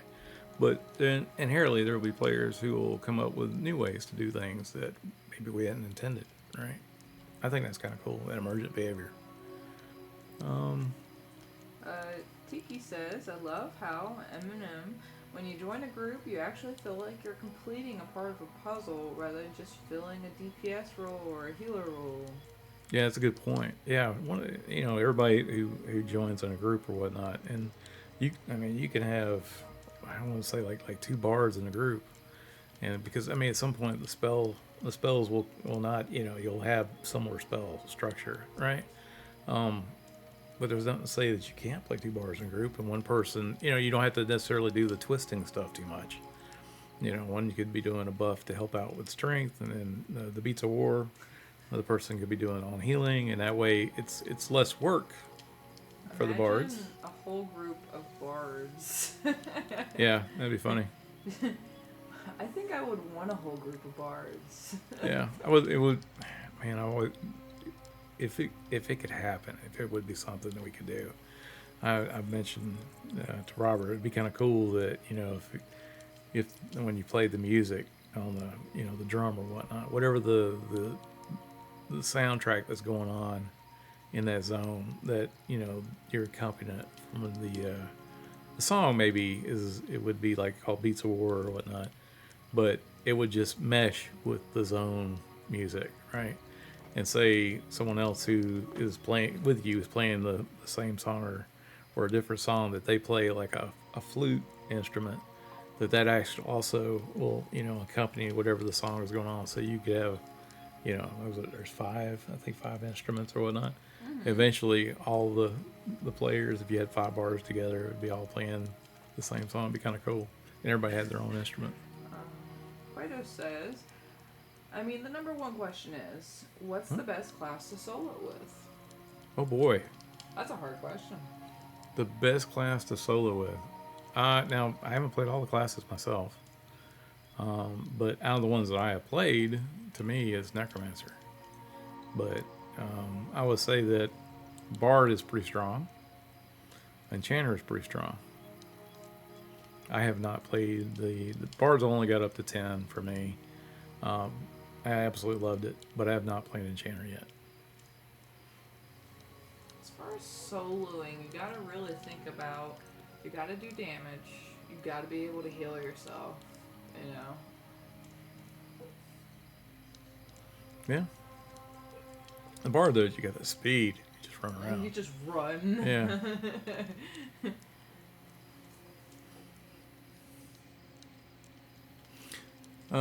Deep Sea EB says, I can't stand microtransactions, and sometimes cosmetics are forgiven, but for me, that's even worse. When I see someone decked out in cool gear, I want to know that they did the work too, and also I can also do the work. Yeah, I mean, I agree. I think microtransactions are a slippery slope, I do feel like, I mean, I know that we're not going to have microtransactions. Thanks, Cab Zoro, for following. Oh, thank you.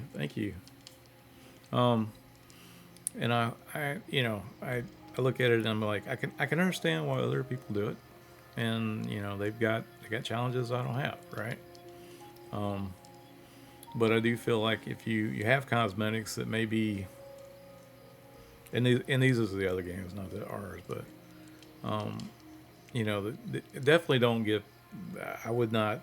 I think the cosmetic things in other games is fine as long as the raid gear stuff looks different, right? If you got a copy of raid gear that you're working on, and I can have that, or I can buy this other cosmetic that looks like the raid gear but it's a different color. Maybe that's, I don't know. And Poita says, what are your thoughts on multi-boxing? I have never bought multi-box. I can't really make a statement on that. I haven't hard enough time trying to run one character. If you watched me the other day try to be a cleric and heal up John, I don't see how people can multi-box without having like macros or something. My computer would just die. It would laugh at me, then die. Yeah, I couldn't see trying to play 2 characters at once. That would just be chaotic. Personally, I don't really mind, in my own opinion.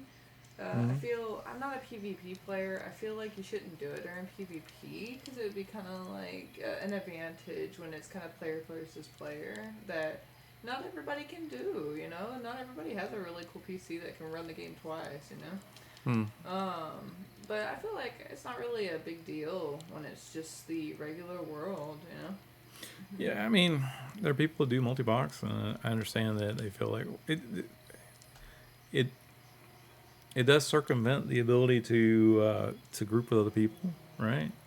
It does mean that you're solo playing, so I mean there is that. And I would say that that sort of goes against what the game is supposed to be doing. But there's going to be people who want to do that, and I believe I could be wrong here. Correct me if I'm wrong. But I do believe that there will be a server whenever EA or 1.0 comes out that will be designated for boxers. Cool. So, yeah. So the thing is, if they want to box, they'll go to that point. But I mean, I don't know why. Other than you want to play multiple characters and that's a level of complexity. I don't understand it myself. I wouldn't do it. I like being in character. I like being I like when I'm playing. I like to feel like I'm playing D&D. Right? I don't play multiple characters when I'm playing D&D at the table.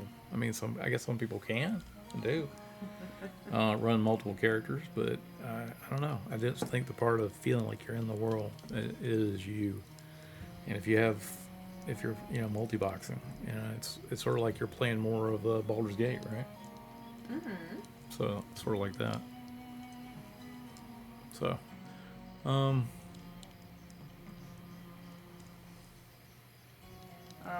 Nick Hott says, "Hey Nicodemus, did you work on the subgenres in Veil of Zentar?" yes, sure did. That was me. Whoa, another Nick says Butt Charity. Yeah, he is the hot Nick. Yeah, and I'm the old Nick.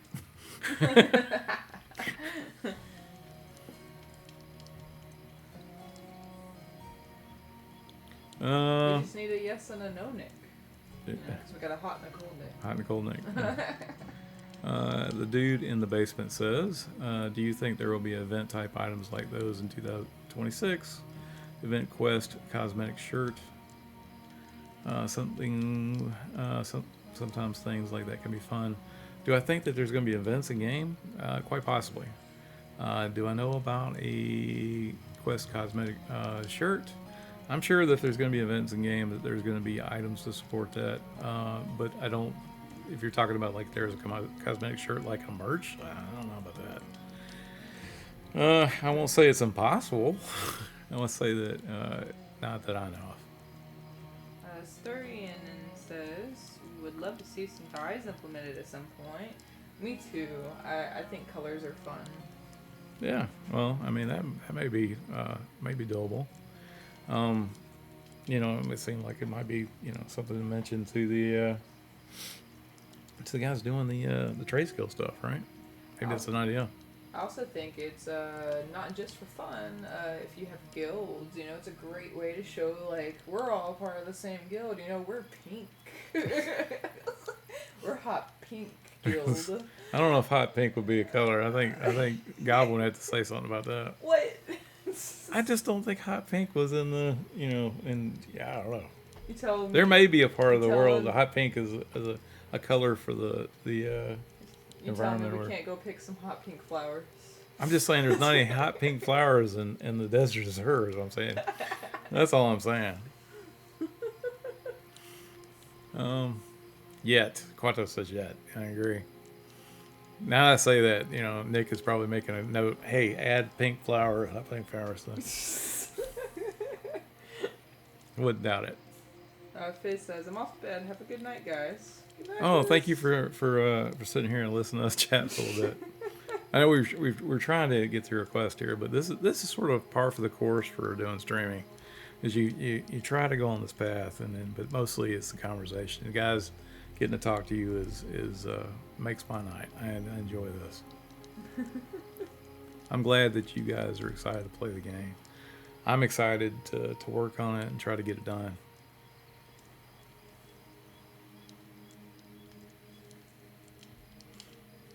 Looks like Valentis is heading out too. They say, "Oh no, my headset's dying. Thanks for the stream, Nick." You take care. Take care. Thank you.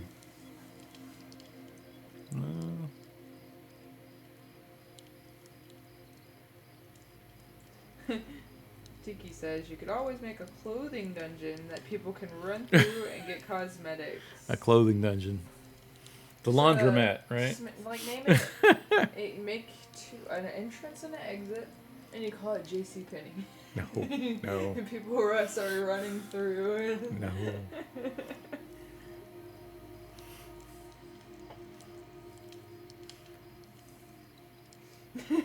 Sir, I'd rock the hot pink. Yeah, I'm sure. Sure. Lexus confirmed hot pink a priority For color, that's yeah. Goblin's gonna be sending me a message. Why am I doing hot pink now?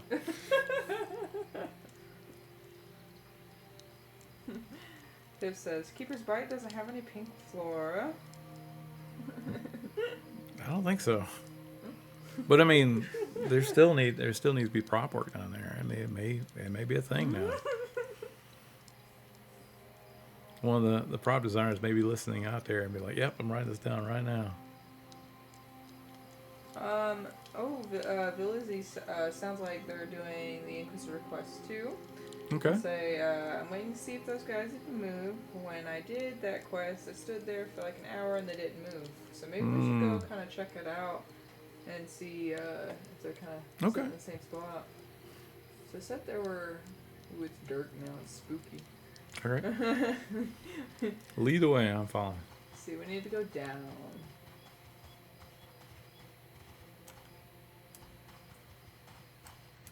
You could always jump off the edge. I know pain. I know pain more than how I got into this building. Yeah. It's getting dark in there. I'm gonna go back out here. Going outside. Not gonna walk into the building until it's light outside. There was a teleport up here, I think. Did you see that? Did you see it? Yeah, it's right up here. I didn't see it. Was Yeah. it? Oh my god, it's right there. I don't know where it took you, but we'll see. Aha! Here we go. I'm going to take this one in the far back. Okay. Where are we? Ah! We're here. Ground floor. Remember the elevator in that one hotel we were at? Yeah. She is talking about, and I think it was near Panama City Beach. There was a hotel, and I'd never heard an elevator when you walk into it, and it would tell you what floor you're on, but it would say it in the most southern voice I'd ever heard. It would going ground.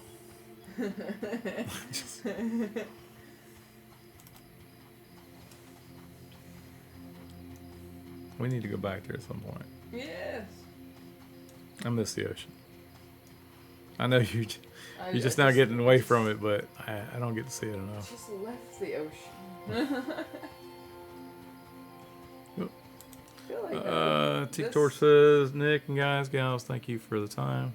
Got a hell, looking forward to playing. Thank you so much for coming by and joining our little adventure. I appreciate it. Thank you. I feel like this has been upscaled a little too, like it's been bumped off the ground. Yeah, it looks good. I like it, it's pretty. I'll go back here and look at the tier real quick. Yeah. Yeah. I was thinking at one point, it could have been lit up at one point. I don't know if maybe they changed that. I don't know. I'll ask about it. Let me put a little note down. I think it needs a little, in the fountain, it might need some little lights on it. It would really, like during nighttime, bring out this little fountain. It's a pretty thing. Okay. Add a note.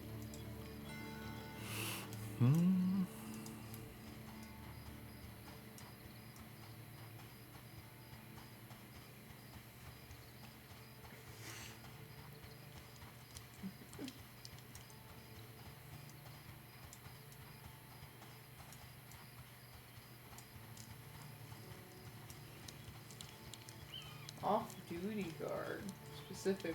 Yeah, he's not going to help you. He's never going to be on duty either. Always slacking. I know, because like I went by him one time with those little crypt beetles on me. Did not raise a single finger to help me out. Oh man. Did not have this fun. It's alright, I'm going to pay him back one day. Do you know those crypt scarabs? They chased me through the wizard fire. Chase me. Like, they don't stop. They relentlessly go after you. Whenever I see a horde of those, like the scarabs in general, I don't know if you remember the Dark Crystal. You remember those little crab guys? The noises they made, the hoarding noises. Yeah. That's what I think about. Who's that followed? Oh, that was Icarus. Thank you, Icarus, for the follow.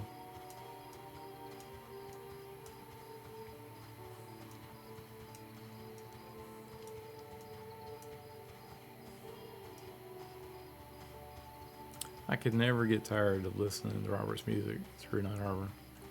That's beautiful. Yeah, I mean, I've been in a lot of times, like when I'm working environment stuff or placing props for quests or whatnot, I'm listening to the music to help sort of like a synergy. And it just puts you in the mood for the area.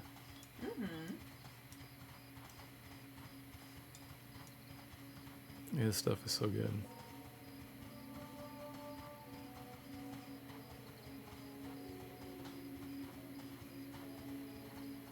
There's that horse again.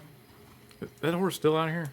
Someone's not got that horse up. That can't be a real horse. That's like some druid in disguise. Like, And why would there be a horse there? It's probably some god in disguise. That's what it is. Some god. Yeah. Just Peter the horse is here. and I need to click him and say, "Are you a god?" And he goes, "Nay." I'm gonna go after him. That's my dad joke for today. I get one right. I'm gonna ask, are you a horse? No.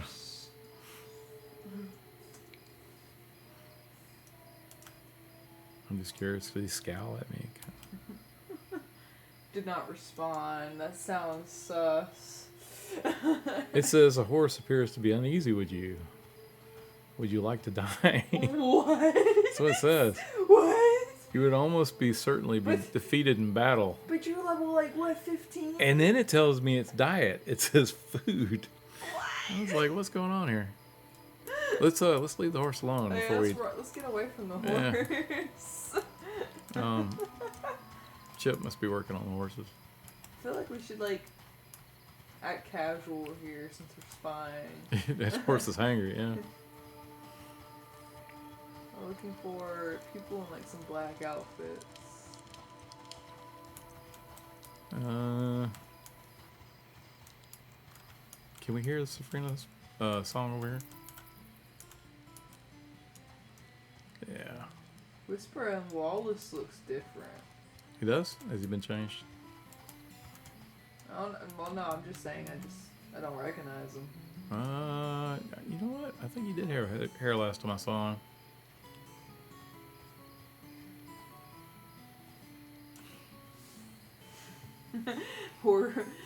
But Charity says horse died of Night Harbor locals. Oh, camera's messed up.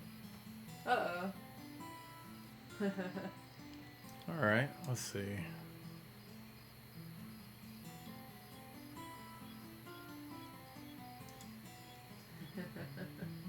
It's all good.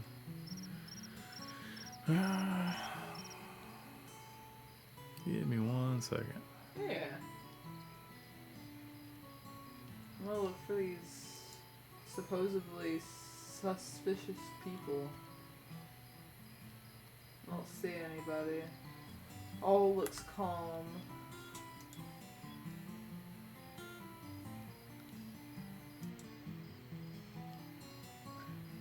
Thanks for watching us, Deep Sea. I'll see you next time. There we go. I'll put an avatar up for just a little bit. Yeah, that's fine. Yeah, that'll work for a little bit. I'm sure they're tired of seeing me. It's all good. Let's see. Gloom says I have Eminem soundtrack on repeat when I'm looking or when I'm working on 3D model. Yeah, absolutely.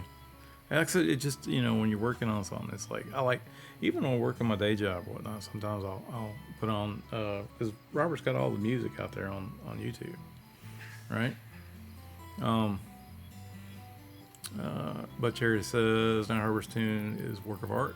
I started humming it in my partner always gets mad. It's like it stuck in my head too. Yeah, yeah. I haven't had like stuck in my head or like be like, but it like I said it's a really good soundtrack to do work to. And for me, like I said, if I'm working a zone or whatnot, I try to make sure that the music's matched up, just so I can get inspired from it. Nick Hot says that horse is hangry. He is definitely angry. Dude, the basement says, any notice you can pick a surname at level 20. I'm wondering if there will be titles too, like in EQ and WoW. I don't know offhand. I know, I mean, it's possible. I just, like I said, I haven't read anything yet, so.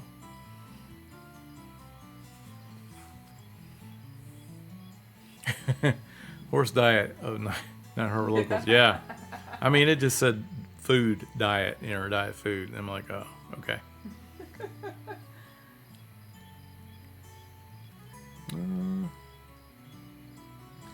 Deep CV says, end of night for me, so thanks very much for the stream and taking time to chat. Good night, y'all. Can't wait to see you in the game.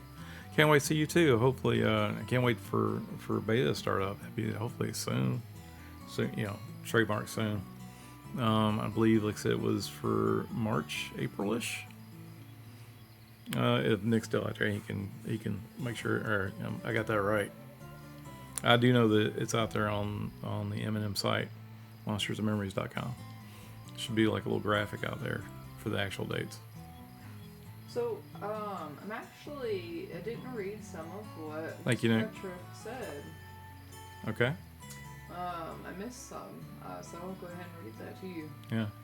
She says, 2 of them have been reported to wander the streets, making brief stops at nondescript locations with their sear stone. Look closely at the areas where they stop. They're affixing spikes that you'll need to pull from the wall. So that sounds like a mud action. She says, the third traveler never leaves the inn. We're not sure why. Follow him as well. But if he doesn't affix the spikes anywhere, take them from him. The spire authorize the use of force. Oh. She says, fill the bag with all the spikes and return to me, along with the sear stone. So now I know a little bit of what we're supposed to do. Yeah. I look for some spikes. Dude in Basement says, would be cool to see titles reward, unique reward. Like there is only one on Will the Wise on a server, and he got it from a GM event. Yeah, I mean that's a great idea. It's really cool. I mean when I played, I don't remember there being a title for like an event. I do remember playing, I think it was EverQuest 2, where there were titles given to where, like, if you slayed 1,000 goblins, you became the Goblin Slayer and stuff like that. That kind of stuff is kind of cool. I don't think it detracts too much or whatnot. It does, and it also does give goals to players, which is kind of cool. I think I found one of them. I found 2 of them. One left the building, but I have the one that's inside the building. Inside the building. Yeah, he's got the black guard. He's got some. I don't know. He looks sus. I'm at the bar. Did you go where the cook's at? Go in the underneath where the rats are. Oh, behind. That's where he's going. Just following him. Ooh. Okay. Yeah, this guy looks sus. He's very sus.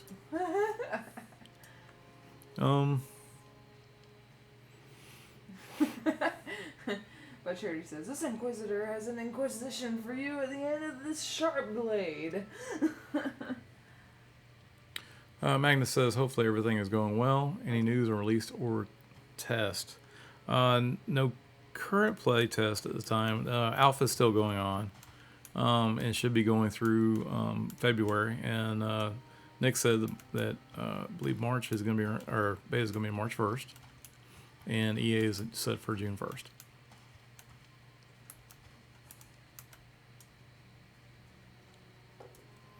You think he knows we're here? Maybe. I don't think you can tell. I think we're. Why did he attack us? Oh no! He started attacking us. I'm just waving. You waved at him. He didn't like that. Hang in there. Why'd you wave at him? Oh, you got this. You got this. You got this. I was about to use a one action. I'm What? gonna kill him. You're about to use a mud action on him? What mud action were you going to use on him? Watch. Watch. Go on. Alright, I guess that makes sense. Maybe listen. I don't know. Mud action, watch. Ooh, he did have a spike, so this is what we're looking for. Is that what you needed? Yeah. Let me look at my little baggie. She gave me a bag, and I'm supposed to fill him with it. Yeah, so I need 4 more. This guy dropped 2, and there's a total of 3 guys, so I'm guessing they all dropped 2. Okay. You had to wave at him. You ruined it. I did. Did I ruin that? I just waved. That's all I did. I mean, we were so hidden. Well, yeah, right. We were right there. No, we were completely. You were gone. basically We right could've behind took him, and he his- turned around and looked at you. We could have took his clothes off his body. Let's see. Quada says, "What if it was title tied to both number of things killed and/or faction with that mob type? Max highlights title versus max hated with 10,000 kills, etc. But if the faction condition changed, poof, title. Yeah, I mean that sounds great. That's a cool idea. I like that. I'm thinking, it's possible that we'll do something like that title wise, or faction wise, something like that. I've heard rumors and stuff of doing something similar to that back in EverQuest days, but I just hadn't heard anything definitive yet. But here's the thing: we got so many people working on things and stuff we have to get done for EA, and everyone's focused on that. And I know there's a lot of stuff that's like stretch goals or things we like to do or whatnot, but the core gameplay has to be done first. When EA comes out, you gotta make sure people have plenty of stuff to do to get to M1. Yeah, I saw the other guy. He was actually walking through What? the door. And then he walked that way. But that was, at the time, I chose to follow the other guy, though. Okay. Maybe we should check around. It was the same title. You could tell he was from. He looked pretty shady. He looked shady. Yeah. I mean, there's some shady dealers out there in the night market.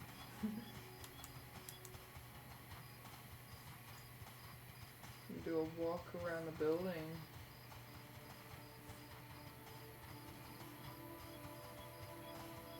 Excuse me, sir. Are you a shady person? A watchman. I can't be him. No. We attack him and we're dead. Not as dead as we'd be attacking that horse. No self-respecting spy would ever dress up like a watchman. You can trust those guys. Maybe in the bank? No. No? I'm gonna recheck just in case he popped back in the end. Could be. We could have went and got another drink, right? Yeah. Innkeeper, guild register.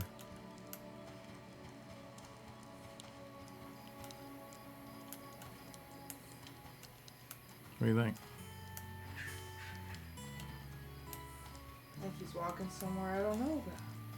Want to ask the bar or the bartender, That's a good idea. or maybe the bard? Don't stop her from playing. You gotta pay the bard. Yeah.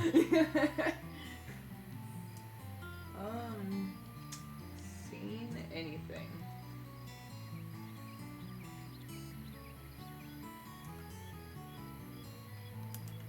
Oh. So he doesn't answer when I say No. seeing anything.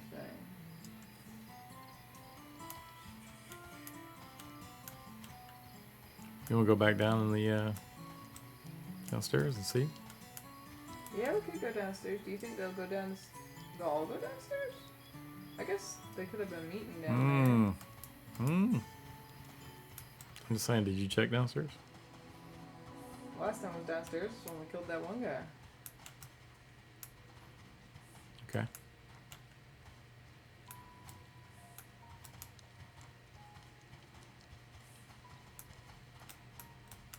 There's rats over here. I'm gonna get lost. I'm gonna get lost. I know I'm gonna get lost. You're gonna get lost. Plot twist. It could have been a shady horse. Could have been two guys in the horse. Right? The one in the front, one in the back, and they'll never suspect the Oh horse. my god, there's two guys we were looking for. They were the horse What? the whole time. No. A lot of storage. A lot of storage. Think maybe they're hiding in one of these barrels.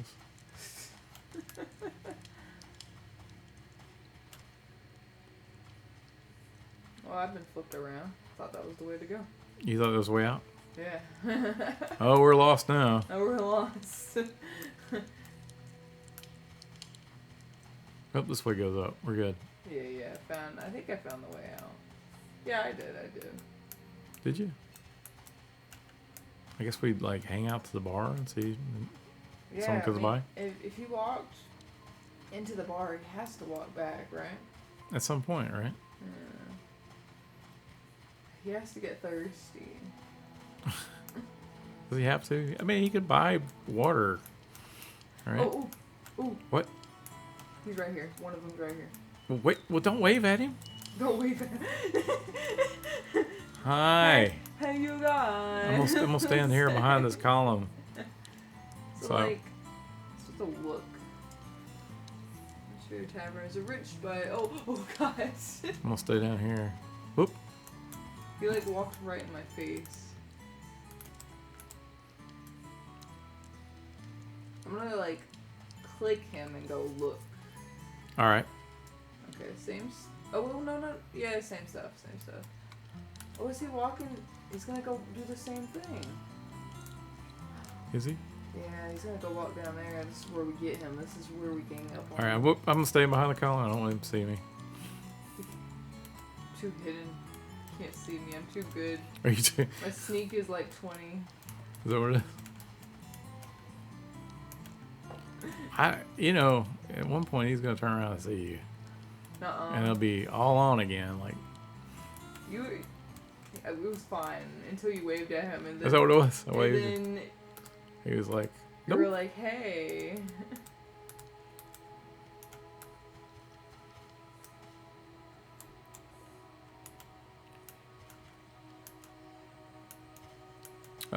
Dude Basement says, I like the titles and names personally. It just has flavor. And like he said, all goals. I like the faction idea. In EQ, you could even pull up a window and pick the ones available to play or to display. It'd be. I think it'd be kind of cool. This is just me, just thinking out loud. But like if you did work with a city, and you there's a city faction, and you do more and more quests to help out the city as you go along. Well, did he see you again? Is that what happened? So, what exactly toggled him to attack me? Yeah. Was I targeted him. Oh, okay. And that's what gets him to attack me. Ah, okay. So like I did all my mud actions I want to do, and I was like, well, what if I? Well, there's a cultist in there. What? There's a cultist in the rat room. No. No. Is it? Is it a cultist around? There's a cultist in the rat room. There is. That's not good. That's a bad sign. There's a rat under. A real rat. A cultist. You think he's seen us yet? This battle could be quite risky. We got this. But to finish my thought on the titles, it'd be kind of cool if you worked with a city and you got to a certain point to where you get a title, like maybe Lord of Night Harbor or something, right? Where it shows that you've got that you're a citizen, not only you're a citizen, but you're trusted by the local government, right?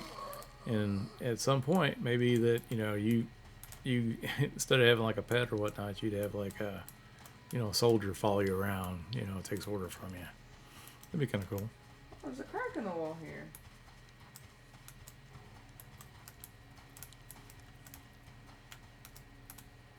And maybe that title stays with you for a while until something happens to you, maybe until you die or something. And then that title moves on to another player. This is just me thinking out loud. It's not like this is a thing. You might be too fat. Press Z and try to What? go in there. I'm not getting through that. You see how wide I am? Look how wide I am. All right, so I will try to crouch. Nope, that's not working. Okay. I can't get my head through here. Need a gnome.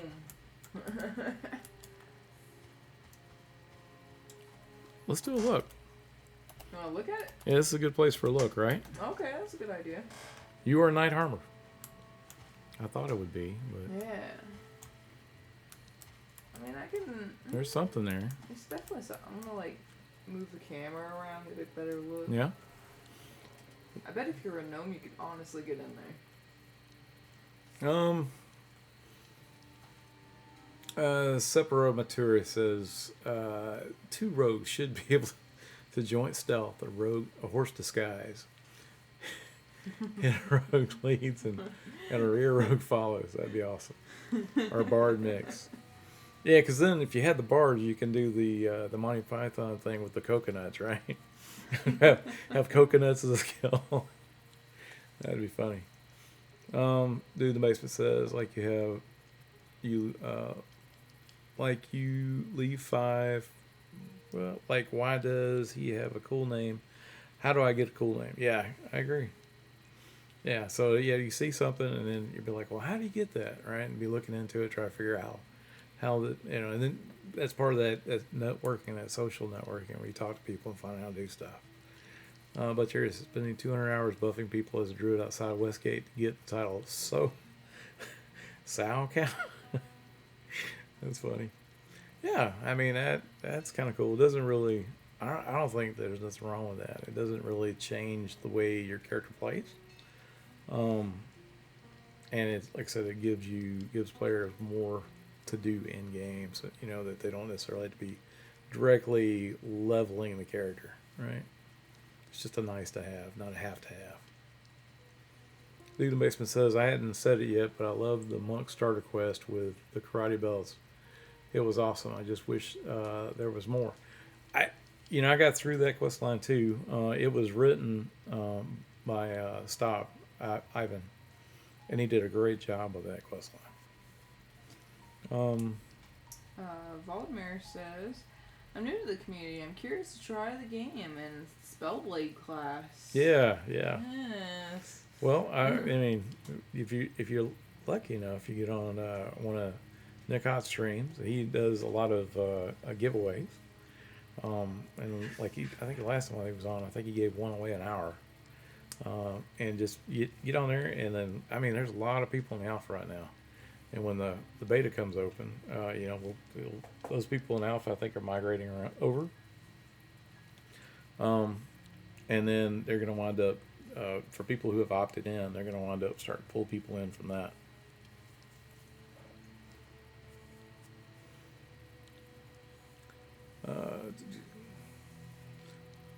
Welcome, Valdar. It's a lovely community with tons of nice folks. Yeah, I agree. We have the best community. I mean, I haven't run into too many people that are just that are upset or mad about stuff. Every once in a while you'll get somebody who's like, "Hey, why is this?" But generally, once when you talk to them about, "Hey, well, this is the vision and this is what we're trying to accomplish," and they'll be like, and they're like, "Well, that's not for me." I'm like, "Okay, I understand." Because there's a lot of games out there. It's not just us, right? And so there are options for people who want to play a different kind of game.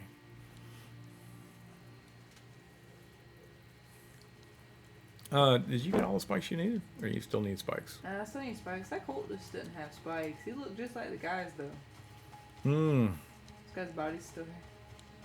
Oh, did you loot everything off of him? Yeah, I did. Oh, meat. I don't want human meat. I'll eat it. You're an animal. I'm a dwarf. It's like the most racist thing I think I've heard you say. What? I'm a dwarf. Dwarf, I eat human meat. No, I didn't say that. You just said I just got the meat, pick it up off the ground. I just didn't want it to ruin. Just didn't want the. Look, there's no traveler. Oh, where's he at? Right over here. Oh. Don't let the bard get him. She's gonna serenade him now. What's up with that? He'll be like, well, I was gonna go do this other thing, but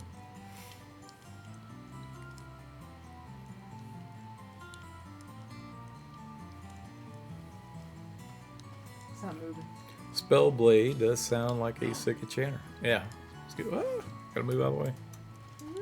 I'm just talking to the bard here.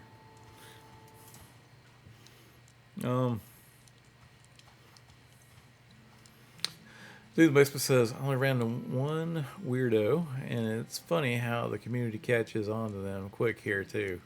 Yeah, I mean, I would, everybody's got opinion, and, I'm going to understand. Some people get real passionate about things. You just got to understand that all people need to be treated with respect, and, that kind of thing.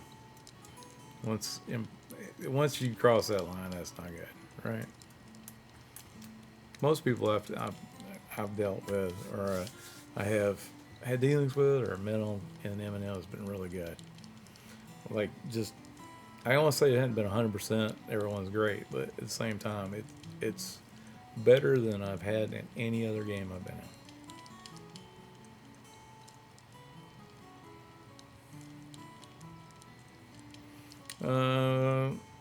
Butcher says the quest line was neat. Petra is a bit of a beanie, but I imagine it comes with yeah. I mean, Inquisitors, right? Just a little judging. Turns out Inquisitors may not be the nicest people. Yeah, I agree. What do you mean? He must have already gone downstairs. You're after him, right? I'm beating him and giving him a whooping. I'm inquisiting. You're inquisiting? I'm inquisiting.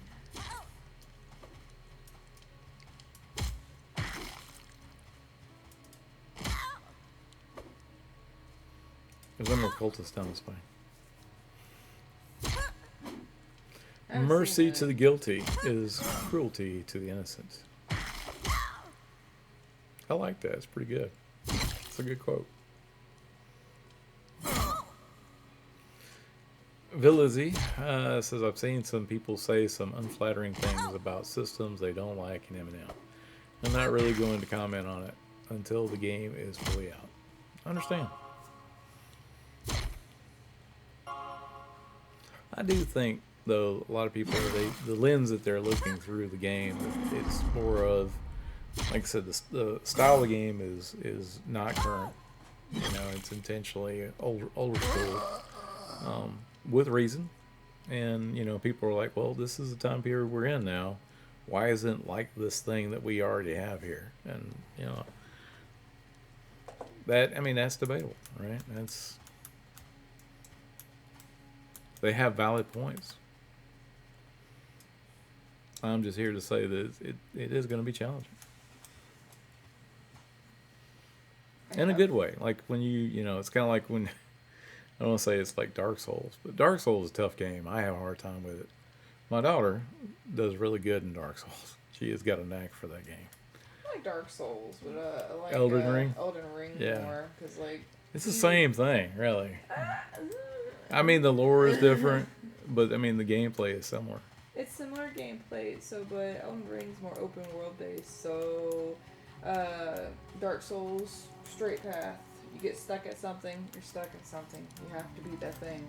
Elden Ring, you can come back to it, so you can go level up a bit and then come back to it, and it'd be a little easier. Yeah.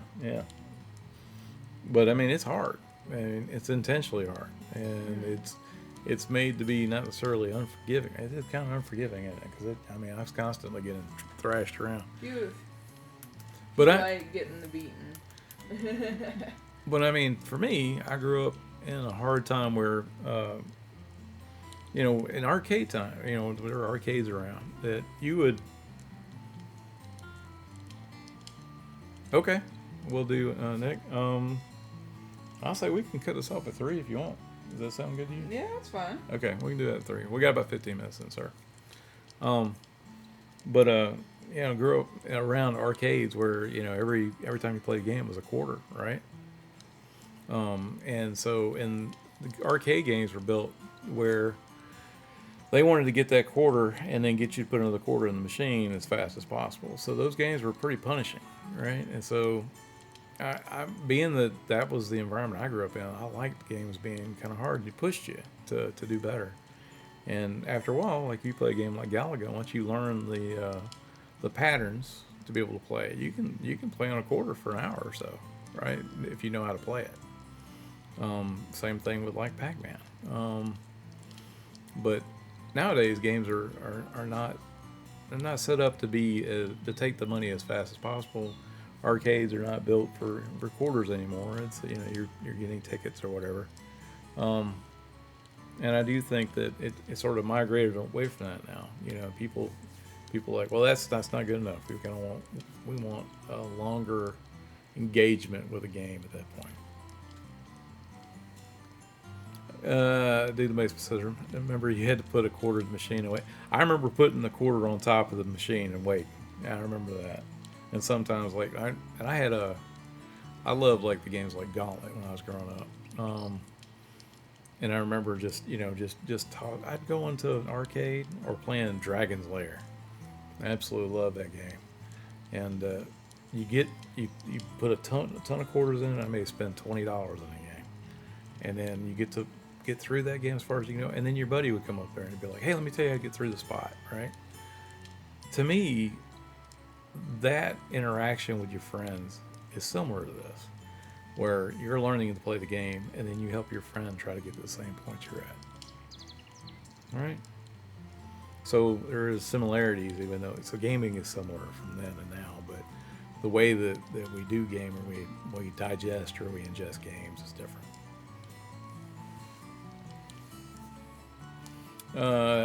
He says Dragon's Lair was sick with the second Mario. You could watch the dudes who could play, really play. Yeah, that was my jam. I love that. And when they came out with what was it, Space Ace, it was a bit faster. It was like not even like a half a second, a quarter of a second or whatever it was. And you had to be on top of your game.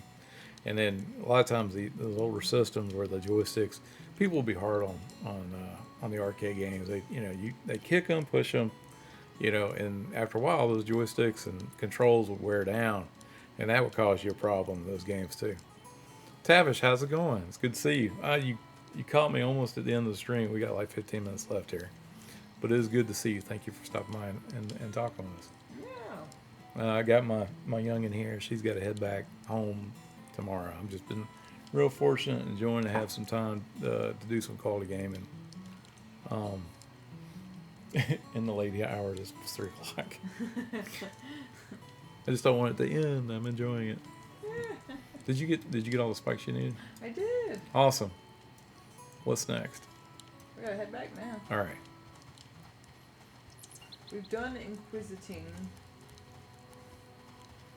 I will not forget that. I put that down. The Drunken Master.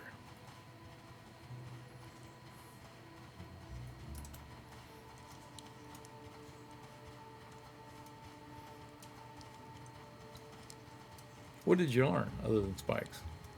What did I do? Yeah, what did you learn from that? Learn? Yeah. To not go to the tavern at night? It's full of spies. That people are just mean. You back them up in underneath a tavern in a corner, and you go tap them to ask them a question. They just start fighting you. Yeah. Okay. That checks out.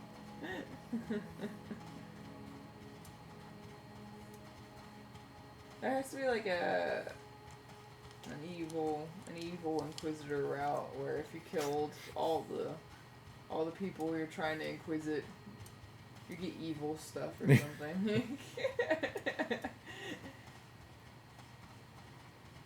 Can't trust those Eastermites. Yeah, I agree. Can't trust them.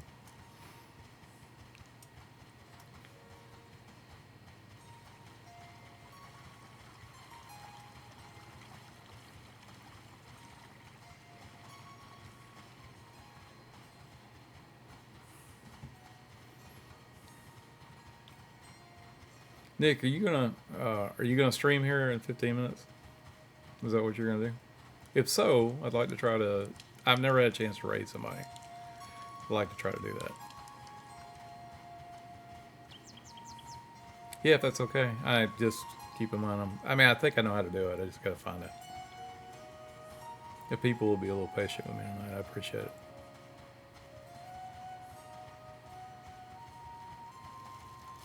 Oh wow! Train.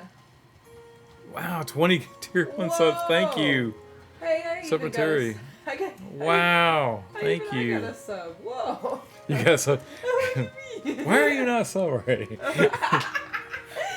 You see, you think your daughter to sit there would support you. Oh my goodness! All this time, Wow, thank y'all. I supported you all these years. You were in my house.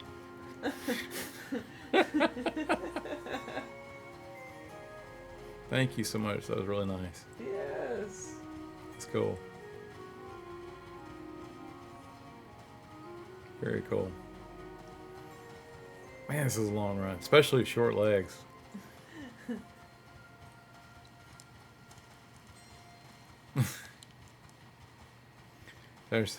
She'll borrow the money back anyhow. It's funny. So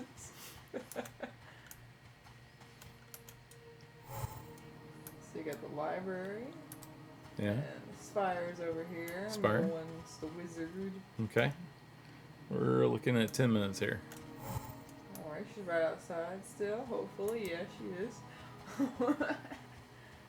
We're just gonna give her these bag of spikes. Okay. She wants both. So she wants the bag of spikes, and she also wants something called a Terralian Seer Stone, which is something she gave me earlier. Okay. Hand that in. She does not want these items. I did something wrong. Let me see. Combine? You need to do a combine. Secretary says, for those arcade quarters invested all years ago to help craft a world worth remembering today. Thank you, sir. Thank you so much. That's so kind of you. I appreciate those words. It means a lot to me. I was actually so happy when I got a chance to work for the team. And I was like, man, all those years of running D&D games, I finally got something I can use that on. Yeah, I mean, when you go into a board meeting, you know, in the aerospace industry, and you're like, hey, let's break out some dice, and it just doesn't work.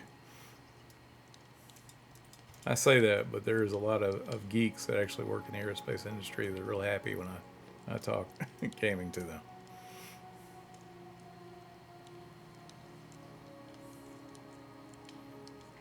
You good over there? Yeah, I'm just trying to. So it doesn't want me to combine them. Does not. Yeah, so. Do you have to give them to, I mean, as separate? Is that what we're saying? I mean, I can give it to her separate. But she also wants this seer stone as well. You got the seer stone? Yeah, I'm giving it to her as well, but she doesn't want them, so I think I'm doing something wrong here. All right, look. What does the journal say, real quick? All right, we'll go back to the journal. Okay. Tell me, are you familiar with the Terralian Seer Stones? And this is where I said no. She goes, these stones are magically imbued. They enable us to see through minor illusions and masking spells, which leads me to your task. She says, there are 3 travelers from Espion who have been gathering at the Shaded Blue Inn. You'll recognize them by their black garb and thin silver chains they wear around their waist. Identify them, follow them. She says, 2 of them have been reported to wander the streets, making brief stops at nondescript locations with the seer stone. With the seer stone, look closely at the areas where they stop. There are fixing spikes that you will need to pull from the wall. Then, the 3rd traveler never leaves the inn, but we're not sure why. Follow him as well. But if he doesn't affix the spikes anywhere, take them from him. This fire authorizes the use of force. Mm. So I think what happened was We found the same dude 3 times and we just killed him. We like smothered his meat across the ground. Are you saying that the spikes that you got are not the spikes that you need? Maybe. Okay. It might be different spikes. What it might happen is the other people might have different spikes than what I have. That's a possibility.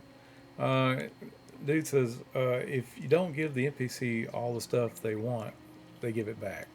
Mm-hmm. So you've given all that to them, right? And they give it back to you, right? Yeah. So it's possible that you don't have all the items that you need. These aren't the spikes she's looking for. These are not the spikes she's looking for.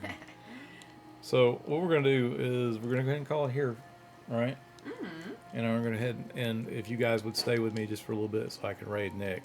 Nick, let me know when you're active there. When you got the stream up, and I'll go ahead and move the stream over. Do the raid. Do the thing. Get your pitchforks ready. That's right. Get ready to raid.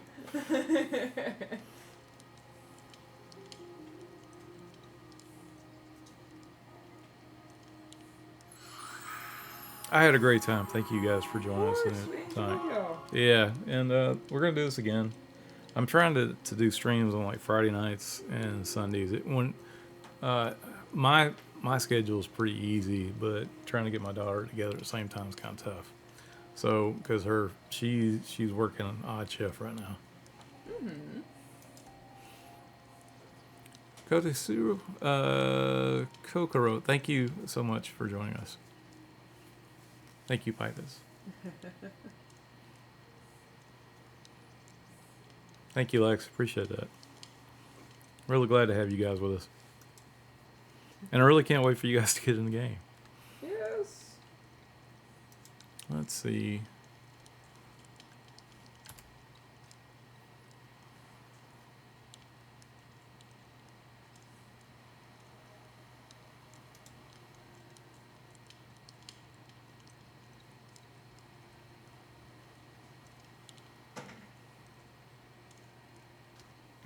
Let's do this. All right, sir. Sounds good. I'm looking this up now.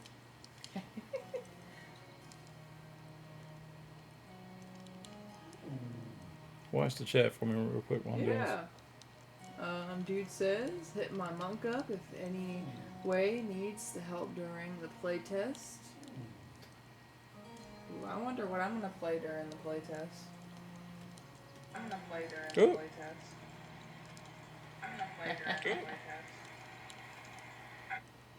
That's not cool.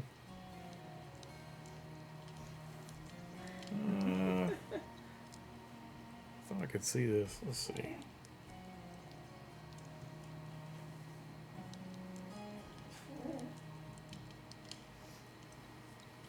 Hang on 1 second. I'll be right back. Yeah.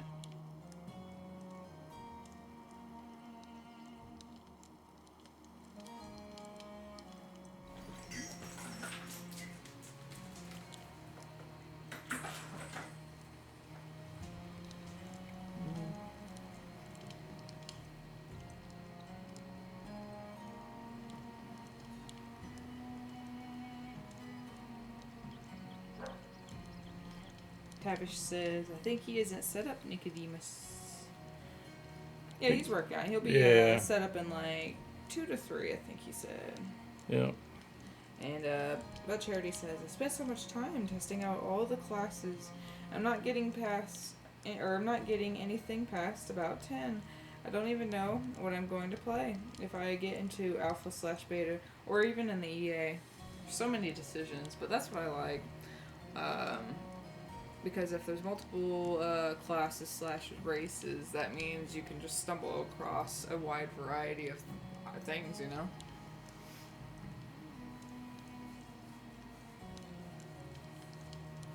Alright guys, I think I found Nick. He looks like he's going now. So just give me 1 second. Something else I like to do during this play test is the different names people are coming up for with their pets. Yeah. All right. I'll hopefully see you guys probably Friday night. Y'all take care. Have a great week. Bye.